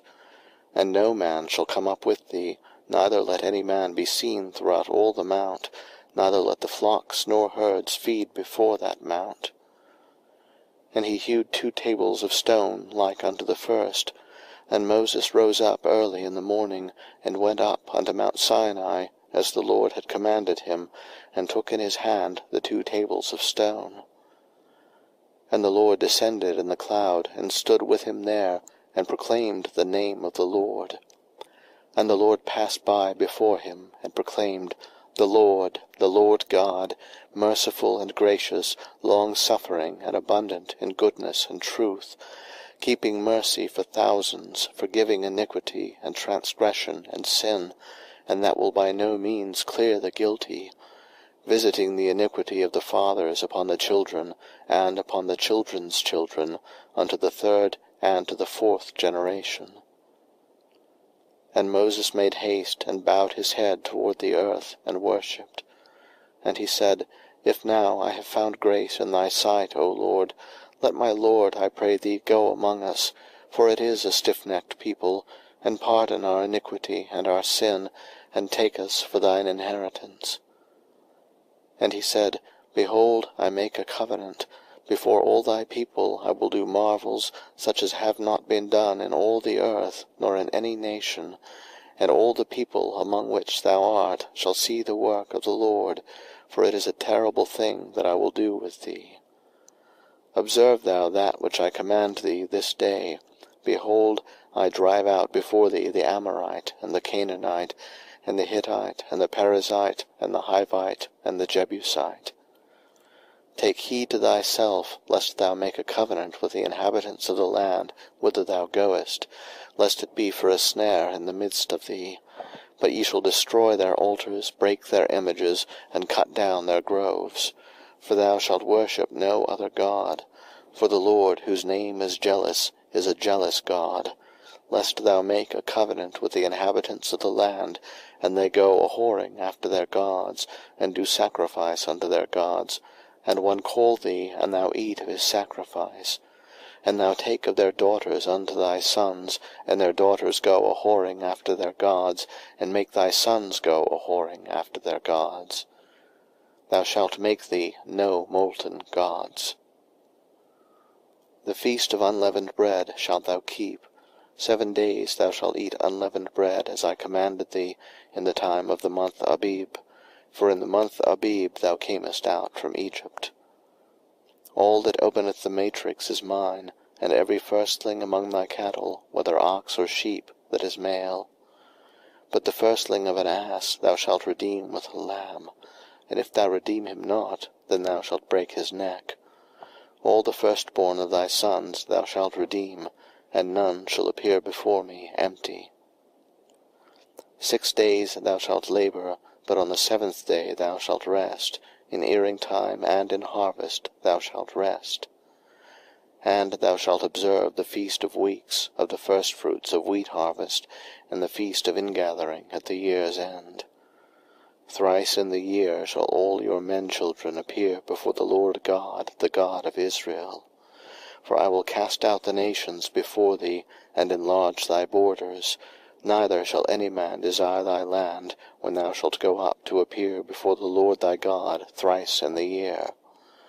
Thou shalt not offer the blood of my sacrifice with leaven, neither shall the sacrifice of the feast of the Passover be left unto the morning.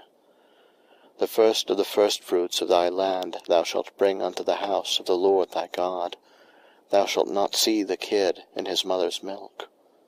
And the Lord said unto Moses, Write thou these words, for after the tenor of these words I have made a covenant with thee and with Israel. And he was there with the Lord 40 days and 40 nights. He did neither eat bread nor drink water. And he wrote upon the tables the words of the covenant, the 10 commandments. And it came to pass, when Moses came down from Mount Sinai with the 2 tables of testimony in Moses' hand, when he came down from the mount, that Moses wist not that the skin of his face shone while he talked with him.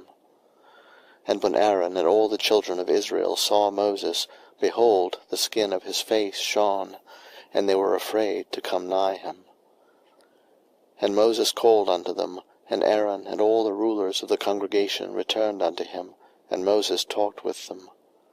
And afterward all the children of Israel came nigh, and he gave them in commandment all that the Lord had spoken with him in Mount Sinai.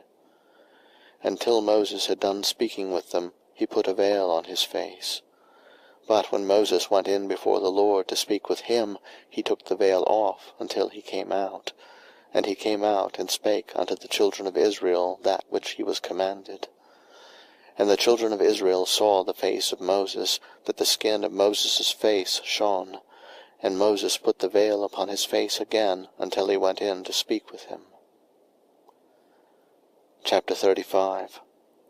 And Moses gathered all the congregation of the children of Israel together, and said unto them, These are the words which the Lord hath commanded, that ye should do them. 6 days shall work be done, but on the 7th day there shall be to you an holy day, a Sabbath of rest to the Lord. Whosoever doeth work therein shall be put to death. Ye shall kindle no fire throughout your habitations upon the Sabbath day. And Moses spake unto all the congregation of the children of Israel, saying, This is the thing which the Lord commanded, saying, Take ye from among you an offering unto the Lord. Whosoever is of a willing heart, let him bring it, an offering of the Lord, gold and silver, and brass, and blue, and purple, and scarlet, and fine linen, and goat's hair, and ram's skins dyed red, and badgers' skins, and shittim wood, and oil for the light, and spices for anointing oil, and for the sweet incense, and onyx stones, and stones to be set for the ephod, and for the breastplate. And every wise-hearted among you shall come, and make all that the Lord hath commanded, the tabernacle, his tent, and his covering, his taches, and his boards, his bars, his pillars, and his sockets, the ark, and the staves thereof, with the mercy seat, and the veil of the covering, the table, and his staves, and all his vessels, and the showbread, the candlestick also for the light, and his furniture, and his lamps, with the oil for the light, and the incense altar, and his staves, and the anointing oil, and the sweet incense, and the hanging for the door at the entering in of the tabernacle, the altar of burnt offering, with his brazen gate, his staves, and all his vessels, the laver and his foot, the hangings of the court, his pillars and their sockets, and the hanging for the door of the court, the pins of the tabernacle, and the pins of the court, and their cords, the cloths of service, to do service in the holy place, the holy garments for Aaron the priest, and the garments of his sons, to minister in the priest's office. And all the congregation of the children of Israel departed from the presence of Moses. And they came, every one whose heart stirred him up, and every one whom his spirit made willing, and they brought the Lord's offering to the work of the tabernacle of the congregation, and for all his service, and for the holy garments. And they came, both men and women, as many as were willing-hearted, and brought bracelets, and earrings, and rings, and tablets, all jewels of gold. And every man that offered an offering of gold unto the Lord. And every man with whom was found blue, and purple, and scarlet, and fine linen, and goat's hair, and red skins of rams, and badgers' skins, brought them. Every one that did offer an offering of silver and brass brought the Lord's offering, and every man with whom was found shittim wood for any work of the service brought it. And all the women that were wise-hearted did spin with their hands, and brought that which they had spun, both of blue, and of purple, and of scarlet, and of fine linen. And all the women whose hearts stirred them up in wisdom spun goat's hair. And the rulers brought onyx stones, and stones to be set for the ephod, and for the breastplate, and spice, and oil for the light, and for the anointing oil, and for the sweet incense. The children of Israel brought a willing offering unto the Lord, every man and woman whose heart made them willing to bring for all manner of work, which the Lord had commanded to be made by the hand of Moses. And Moses said unto the children of Israel, See, the Lord hath called by name Bezaleel the son of Uri, the son of Hur, of the tribe of Judah, and he hath filled him with the Spirit of God, in wisdom, in understanding, and in knowledge, and in all manner of workmanship, and to devise curious works, to work in gold, and in silver, and in brass, and in the cutting of stones, to set them, and in carving of wood, to make any manner of cunning work. And he hath put in his heart that he may teach, both he and Aholiab the son of Ahisamach of the tribe of Dan. Them hath he filled with wisdom of heart, to work all manner of work, of the engraver, and of the cunning workman, and of the embroiderer, in blue, and in purple, in scarlet, and in fine linen, and of the weaver, even of them that do any work, and of those that devise cunning work. Chapter 36. Then wrought Bezaleel and Aholiab, and every wise-hearted man, in whom the Lord put wisdom and understanding, to know how to work all manner of work for the service of the sanctuary, according to all that the Lord had commanded. And Moses called Bezaleel and Aholiab, and every wise-hearted man, in whose heart the Lord had put wisdom, even every one whose heart stirred him up to come unto the work to do it. And they received of Moses all the offering which the children of Israel had brought for the work of the service of the sanctuary, to make it withal. And they brought yet unto him free offerings every morning. And all the wise men that wrought all the work of the sanctuary came every man from his work which they made. And they spake unto Moses, saying, The people bring much more than enough for the service of the work which the Lord commanded to make. And Moses gave commandment, and they caused it to be proclaimed throughout the camp, saying, Let neither man nor woman make any more work for the offering of the sanctuary. So the people were restrained from bringing. For the stuff they had was sufficient for all the work to make it, and too much. And every wise-hearted man among them that wrought the work of the tabernacle made 10 curtains of fine twined linen, and blue, and purple, and scarlet. With cherubims of cunning work made he them. The length of one curtain was 28 cubits, and the breadth of one curtain 4 cubits. The curtains were all of one size. And he coupled the 5 curtains one unto another, and the other 5 curtains he coupled one unto another. And he made loops of blue on the edge of one curtain, from the selvage in the coupling. Likewise he made in the uttermost side of another curtain, in the coupling of the second. 50 loops made he in one curtain, and 50 loops made he in the edge of the curtain which was in the coupling of the second. The loops held one curtain to another. And he made 50 taches of gold, and coupled the curtains one unto another with the taches, so it became one tabernacle. And he made curtains of goat's hair for the tent over the tabernacle. 11 curtains he made them. The length of one curtain was 30 cubits, and 4 cubits was the breadth of one curtain. The 11 curtains were of one size. And he coupled 5 curtains by themselves, and 6 curtains by themselves. And he made 50 loops upon the uttermost edge of the curtain and the coupling, and 50 loops made he upon the edge of the curtain which coupleth the second. And he made 50 taches of brass to couple the tent together, that it might be one. And he made a covering for the tent of rams' skins dyed red, and a covering of badgers' skins above that. And he made boards for the tabernacle of shittim wood, standing up. The length of a board was 10 cubits, and the breadth of a board 1 cubit and a half. One board had 2 tenons, equally distant one from another. Thus did he make for all the boards of the tabernacle. And he made boards for the tabernacle, 20 boards for the south side southward, and 40 sockets of silver he made under the 20 boards, 2 sockets under one board for his 2 tenons, and 2 sockets under another board for his 2 tenons. And for the other side of the tabernacle, which is toward the north corner, he made 20 boards, and their 40 sockets of silver, 2 sockets under one board, and 2 sockets under another board.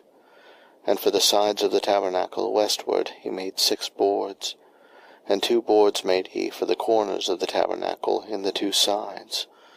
And they were coupled beneath, and coupled together at the head thereof to one ring. Thus he did to both of them in both the corners. And there were 8 boards, and their sockets were 16 sockets of silver, under every board 2 sockets. And he made bars of shittim wood, 5 for the boards of the one side of the tabernacle, and 5 bars for the boards of the other side of the tabernacle, and 5 bars for the boards of the tabernacle for the sides westward. And he made the middle bar to shoot through the boards from the one end to the other. And he overlaid the boards with gold, and made their rings of gold to be places for the bars, and overlaid the bars with gold. And he made a veil of blue, and purple, and scarlet, and fine twined linen, with cherubims made he it of cunning work. And he made thereunto 4 pillars of shittim wood, and overlaid them with gold. Their hooks were of gold, and he cast for them 4 sockets of silver. And he made an hanging for the tabernacle door of blue, and purple, and scarlet, and fine twined linen, of needlework, and the 5 pillars of it with their hooks, and he overlaid their chapiters and their fillets with gold, but their 5 sockets were of brass. Chapter 37. And Bezaleel made the ark of shittim wood. 2 cubits and a half was the length of it, and a cubit and a half the breadth of it, and a cubit and a half the height of it. And he overlaid it with pure gold within and without, and made a crown of gold to it round about. And he cast for it 4 rings of gold, to be set by the 4 corners of it, even 2 rings upon the one side of it, and 2 rings upon the other side of it. And he made staves of shittim wood, and overlaid them with gold. And he put the staves into the rings by the sides of the ark, to bear the ark. And he made the mercy seat of pure gold. 2 cubits and a half was the length thereof, and 1 cubit and a half the breadth thereof. And he made 2 cherubims of gold, beaten out of one piece made he them, on the 2 ends of the mercy seat, 1 cherub on the end on this side, and another cherub on the other end on that side. Out of the mercy seat made he the cherubims on the 2 ends thereof. And the cherubims spread out their wings on high, and covered with their wings over the mercy seat, with their faces one to another, even to the mercy seatward were the faces of the cherubims. And he made the table of shittim wood. 2 cubits was the length thereof, and a cubit the breadth thereof, and a cubit and a half the height thereof. And he overlaid it with pure gold, and made thereunto a crown of gold round about. Also he made thereunto a border of an handbreadth round about, and made a crown of gold for the border thereof round about. And he cast for it 4 rings of gold, and put the rings upon the 4 corners that were in the 4 feet thereof. Over against the border were the rings, the places for the staves to bear the table. And he made the staves of shittim wood, and overlaid them with gold, to bear the table. And he made the vessels which were upon the table, his dishes, and his spoons, and his bowls, and his covers to cover withal, of pure gold. And he made the candlestick of pure gold, of beaten work made he the candlestick, his shaft and his branch, his bowls, his knops, and his flowers were of the same. And 6 branches going out of the sides thereof, 3 branches of the candlestick out of the one side thereof, and 3 branches of the candlestick out of the other side thereof. 3 bowls made after the fashion of almonds in one branch, a knop and a flower, and 3 bowls made like almonds in another branch, a knop and a flower. So throughout the 6 branches going out of the candlestick. And in the candlestick were 4 bowls made like almonds, his knops and his flowers, and a knop under 2 branches of the same, and a knop under 2 branches of the same, and a knop under 2 branches of the same, according to the 6 branches going out of it. Their knops and their branches were of the same, all of it was one beaten work of pure gold. And he made his 7 lamps, and his snuffers, and his snuff dishes of pure gold. Of a talent of pure gold made he it, and all the vessels thereof. And he made the incense altar of shittim wood. The length of it was a cubit, and the breadth of it a cubit. It was 4 square, and 2 cubits was the height of it. The horns thereof were of the same. And he overlaid it with pure gold, both the top of it, and the sides thereof round about, and the horns of it. Also he made unto it a crown of gold round about. And he made 2 rings of gold for it under the crown thereof, by the 2 corners of it, upon the 2 sides thereof, to be places for the staves to bear it withal. And he made the staves of shittim wood, and overlaid them with gold. And he made the holy anointing oil, and the pure incense of sweet spices, according to the work of the apothecary. Chapter 38. And he made the altar of burnt offering of shittim wood. 5 cubits was the length thereof, and 5 cubits the breadth thereof. It was 4 square, and 3 cubits the height thereof. And he made the horns thereof on the 4 corners of it. The horns thereof were of the same, and he overlaid it with brass. And he made all the vessels of the altar, the pots, and the shovels, and the basins, and the flesh hooks, and the firepans. All the vessels thereof made he of brass. And he made for the altar a brazen grate of network under the compass thereof, beneath unto the midst of it. And he cast 4 rings for the 4 ends of the grate of brass, to be places for the staves. And he made the staves of shittim wood, and overlaid them with brass. And he put the staves into the rings on the sides of the altar, to bear it withal. He made the altar hollow with boards. And he made the laver of brass, and the foot of it of brass, of the looking-glasses of the women assembling, which assembled at the door of the tabernacle of the congregation. And he made the court. On the south side southward the hangings of the court were of fine twined linen, 100 cubits. Their pillars were 20, and their brazen sockets 20. The hooks of the pillars and their fillets were of silver. And for the north side the hangings were 100 cubits. Their pillars were 20, and their sockets of brass 20. The hooks of the pillars and their fillets of silver. And for the west side were hangings of 50 cubits, their pillars 10, and their sockets 10, the hooks of the pillars and their fillets of silver. And for the east side eastward 50 cubits. The hangings of the one side of the gate were 15 cubits, their pillars 3, and their sockets 3. And for the other side of the court gate, on this hand and on that hand, were hangings of 15 cubits, their pillars 3, and their sockets 3. All the hangings of the court round about were of fine twined linen. And the sockets for the pillars were of brass, the hooks of the pillars and their fillets of silver, and the overlaying of their chapiters of silver, and all the pillars of the court were filleted with silver. And the hanging for the gate of the court was needlework of blue and purple and scarlet, and fine twined linen, and 20 cubits was the length, and the height and the breadth was 5 cubits, answerable to the hangings of the court. And their pillars were 4, and their sockets of brass 4, their hooks of silver, and the overlaying of their chapiters, and their fillets of silver. And all the pins of the tabernacle and of the court round about were of brass. This is the sum of the tabernacle, even of the tabernacle of testimony, as it was counted, according to the commandment of Moses, for the service of the Levites, by the hand of Ithamar, son to Aaron the priest. And Bezaleel, the son of Uri, the son of Hur, of the tribe of Judah, made all that the Lord commanded Moses. And with him was Aholiab, son of Ahisamach, of the tribe of Dan, an engraver, and a cunning workman, and an embroiderer in blue, and in purple, and in scarlet, and fine linen. All the gold that was occupied for the work, and all the work of the holy place, even the gold of the offering, was 29 talents, and 730 shekels, after the shekel of the sanctuary. And the silver of them that were numbered of the congregation was 100 talents, and 1,760 shekels, after the shekel of the sanctuary. A bekah for every man, that is, half a shekel, after the shekel of the sanctuary, for every one that went to be numbered, from 20 years old and upward, for 600,000 and 3,550 men.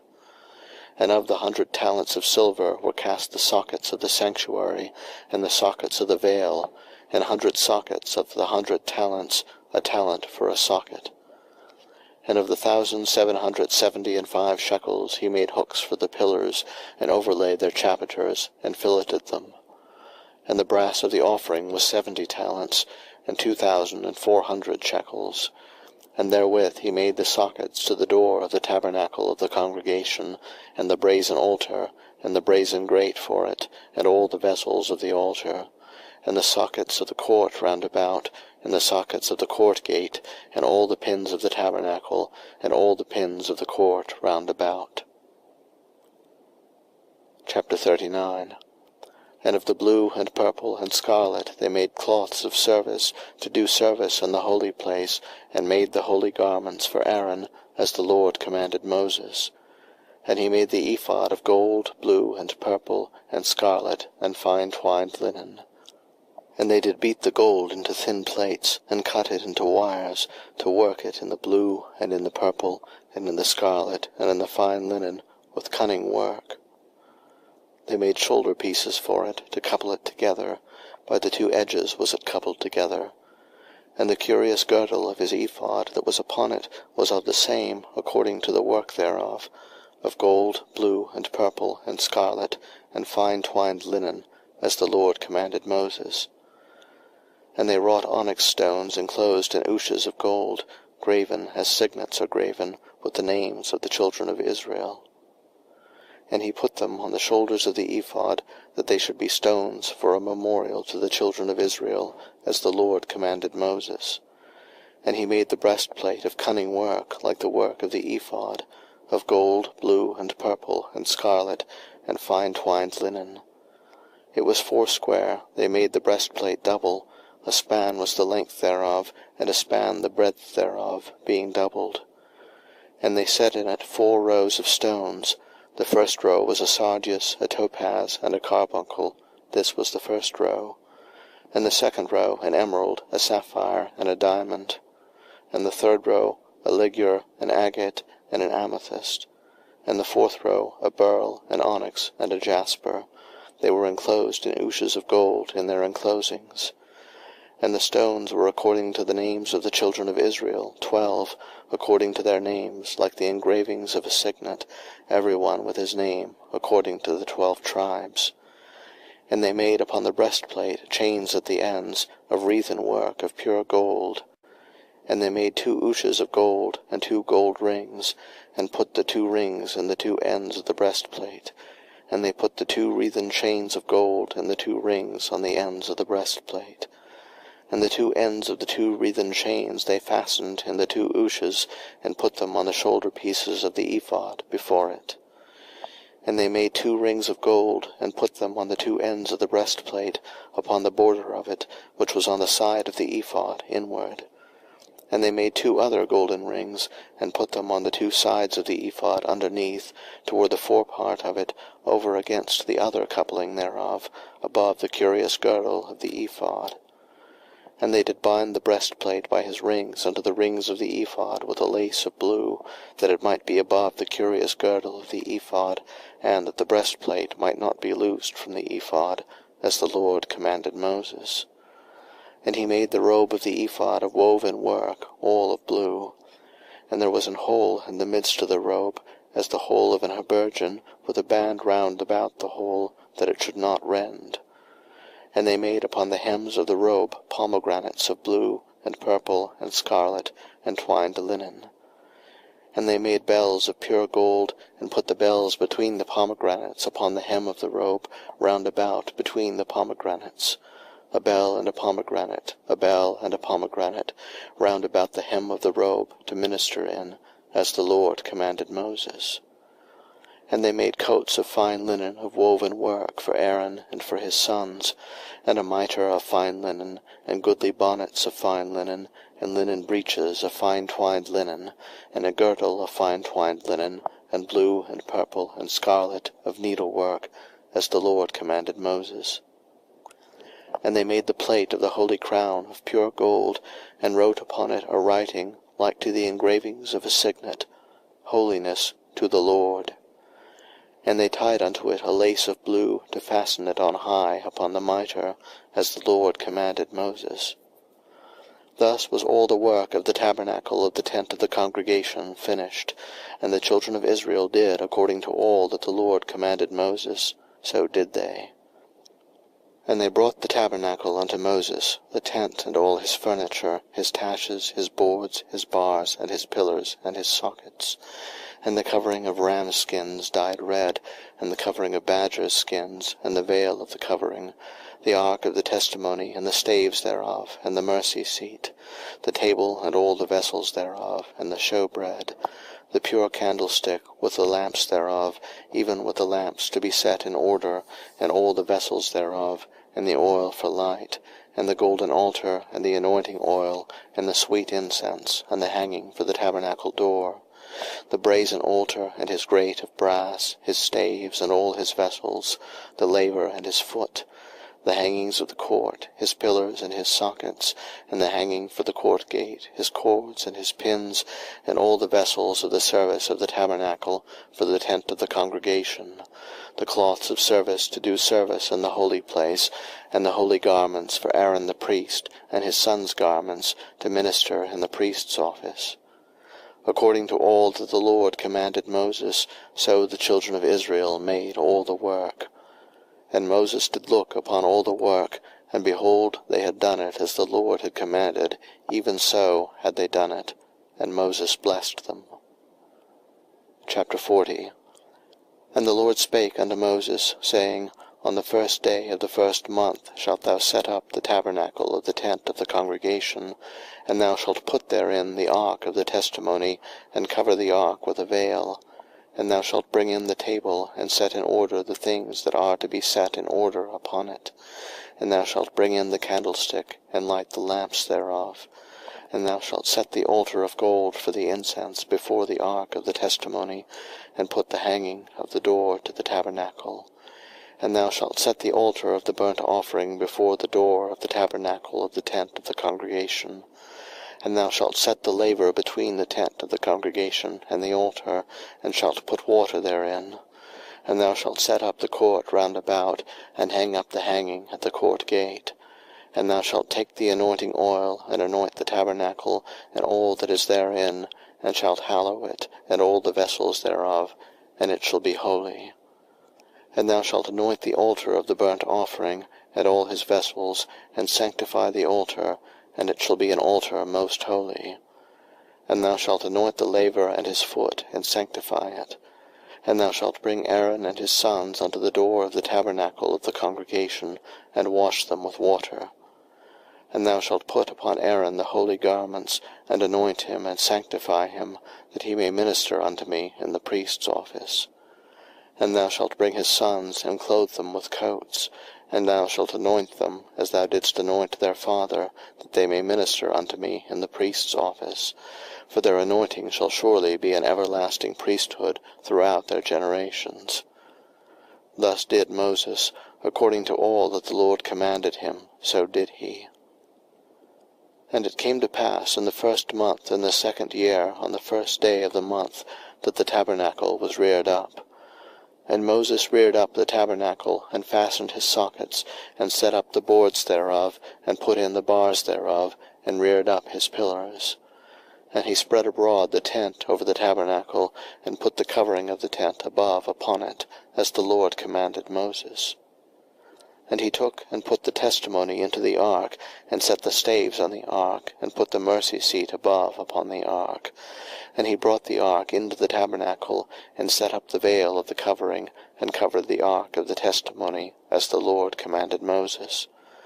And he put the table in the tent of the congregation upon the side of the tabernacle northward without the veil. And he set the bread in order upon it before the Lord, as the Lord had commanded Moses. And he put the candlestick in the tent of the congregation over against the table, on the side of the tabernacle southward. And he lighted the lamps before the Lord, as the Lord commanded Moses. And he put the golden altar in the tent of the congregation before the veil, and he burnt sweet incense thereon, as the Lord commanded Moses. And he set up the hanging at the door of the tabernacle, and he put the altar of burnt offering by the door of the tabernacle of the tent of the congregation, and offered upon it the burnt offering and the meat offering, as the Lord commanded Moses. And he set the laver between the tent of the congregation and the altar, and put water there to wash withal. And Moses and Aaron and his sons washed their hands and their feet thereat, when they went into the tent of the congregation, and when they came near unto the altar they washed, as the Lord commanded Moses. And he reared up the court round about the tabernacle and the altar, and set up the hanging of the court gate. So Moses finished the work. Then a cloud covered the tent of the congregation, and the glory of the Lord filled the tabernacle. And Moses was not able to enter into the tent of the congregation, because the cloud abode thereon, and the glory of the Lord filled the tabernacle. And when the cloud was taken up from over the tabernacle, the children of Israel went onward in all their journeys. But if the cloud were not taken up, then they journeyed not till the day that it was taken up. For the cloud of the Lord was upon the tabernacle by day, and fire was on it by night, in the sight of all the house of Israel, throughout all their journeys.